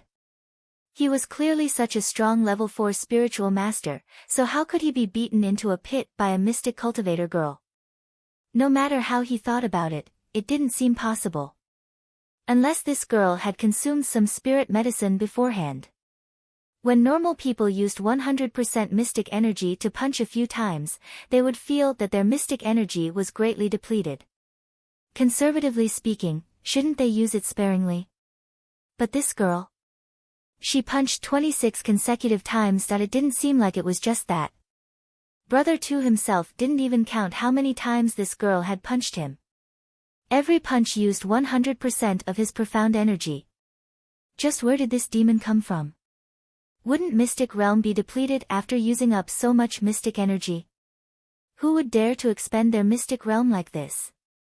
Weren't they afraid that their mystic realm would crack and their mystic meridians would be damaged, which would affect their future cultivation? He could now understand Old Monkey's feelings back then. It wasn't that Old Monkey didn't want to kill this girl, right? It was just that he didn't have the strength, just like how he was right now. He released his spirit beast, Fire Spirit Sparrow. The moment it appeared, it was restrained by the mysterious holy beast pressure on the girl's body. Right now, it only dared to crouch in a corner and tremble. How could it have any thoughts of fighting? This girl exuded a strange aura from head to toe, and she looked very evil. None of Old Monkey's companions could laugh at this time. They stared blankly as the girl lifted Brother Two out of the pit and tightly clasped his neck with her fingers. Let me ask you something. Cough. Brother Two only felt that his throat was very dry, and his arms drooped weakly. He felt that his arms were already crippled from continuously blocking the girl's punches just now. Where is Fan Chioha? The girl's voice sounded crisp, but even so, it still gave people an inexplicable chill. Where is Fan Chioha? She forced these words out from between her teeth. Every word made people feel a bone-piercing chill from the depths of their bones. Fan Chioha. Cough, cough, cough. Brother Two shook his head, but in the next second, he felt a sharp pain from one of his arms. The girl twisted his left arm without a trace of pity in her eyes. She continued to ask icily, where did you hide Fan Chioha? I really didn't hide him. He is Fan. Ugh. Before Brother Two could finish his sentence, an arrow shot from the sky and pierced his back. His eyes were wide open, and his face was filled with disbelief. Just like that, he fell face first into the deep pit. Xiao Mu felt her hair stand on end, and she abruptly turned her head away. Eldest Qin's terrified cry of, Jojo, be careful, reached his ears. Arbor instantly felt his body lighten. His small body that was wrapped in a water spiritual barrier was instantly clamped by a pair of claws. With a whoosh, he was sent flying into the sky. At the same time, Mo Yen and Duan Yu, who had sensed the auras of Arbor and the others, swiftly moved over. When he saw the scene in front of him, his expression changed and he shouted, Jojo. The two people chased after her in bewilderment. They didn't even have time to greet Situ Yi and the rest before their figures swiftly flitted through the crowd one after the other, chasing after Qiao Mu in the direction that she had disappeared in. Qiao Mu's shoulder was grabbed by a black double-headed crow, and it flew higher and higher while carrying her. A pair of calves swayed back and forth inside the water spiritual barrier. Arbor's expression remained unchanged, but his eyes were solemn. There's still 3 more chapters. You don't have to wait for me, it's almost midnight.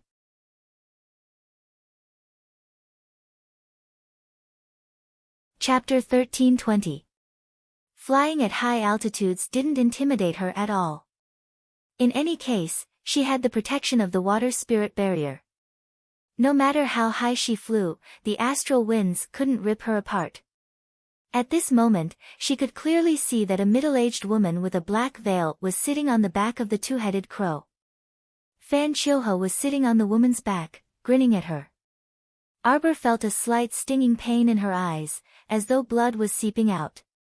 She seemed to have vaguely seen this middle-aged woman in her dreams. However, she couldn't remember who she was. That black veil of the same style and color was enough to prove that she was the woman who had appeared in the abandoned hut in the Mystic Beast Forest. It was this malicious middle-aged woman who had killed the poison-tailed butterfly she had sent to follow Fan Chioha.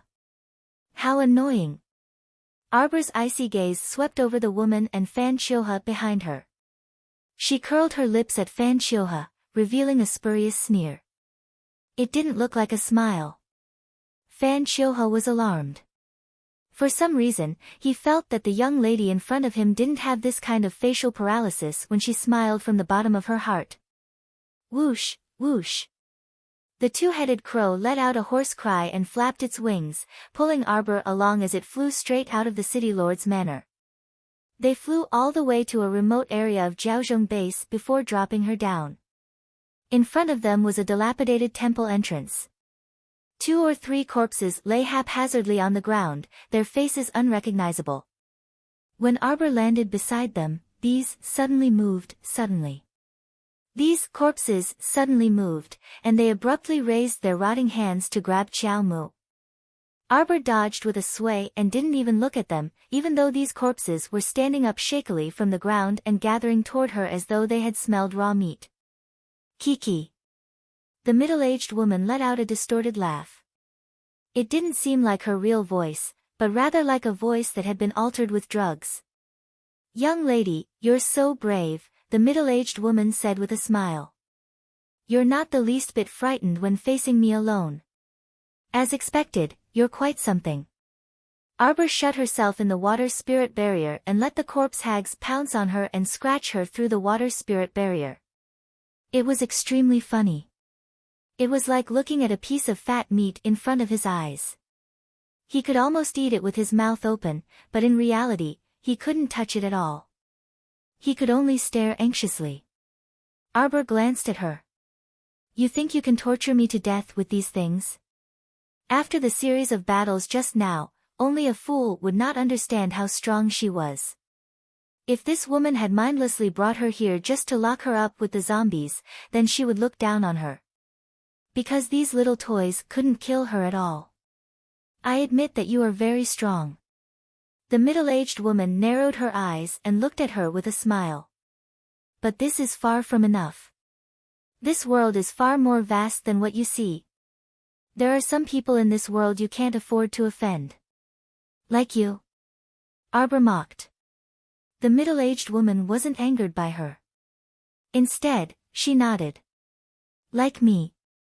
Suddenly, a spiraling fire dragon appeared behind her. Its flying claws rose up, and the dragon's roar reverberated. She thought she would see Arbor's face reveal a look of horror.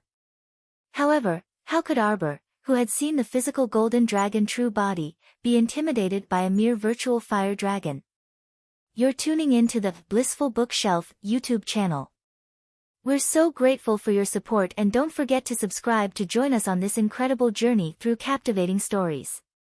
Your generosity through donations truly makes a world of difference, as it's the primary source of revenue that allows me to expand and enhance this channel for you. Thank you from the bottom of my heart for being a part of this adventure.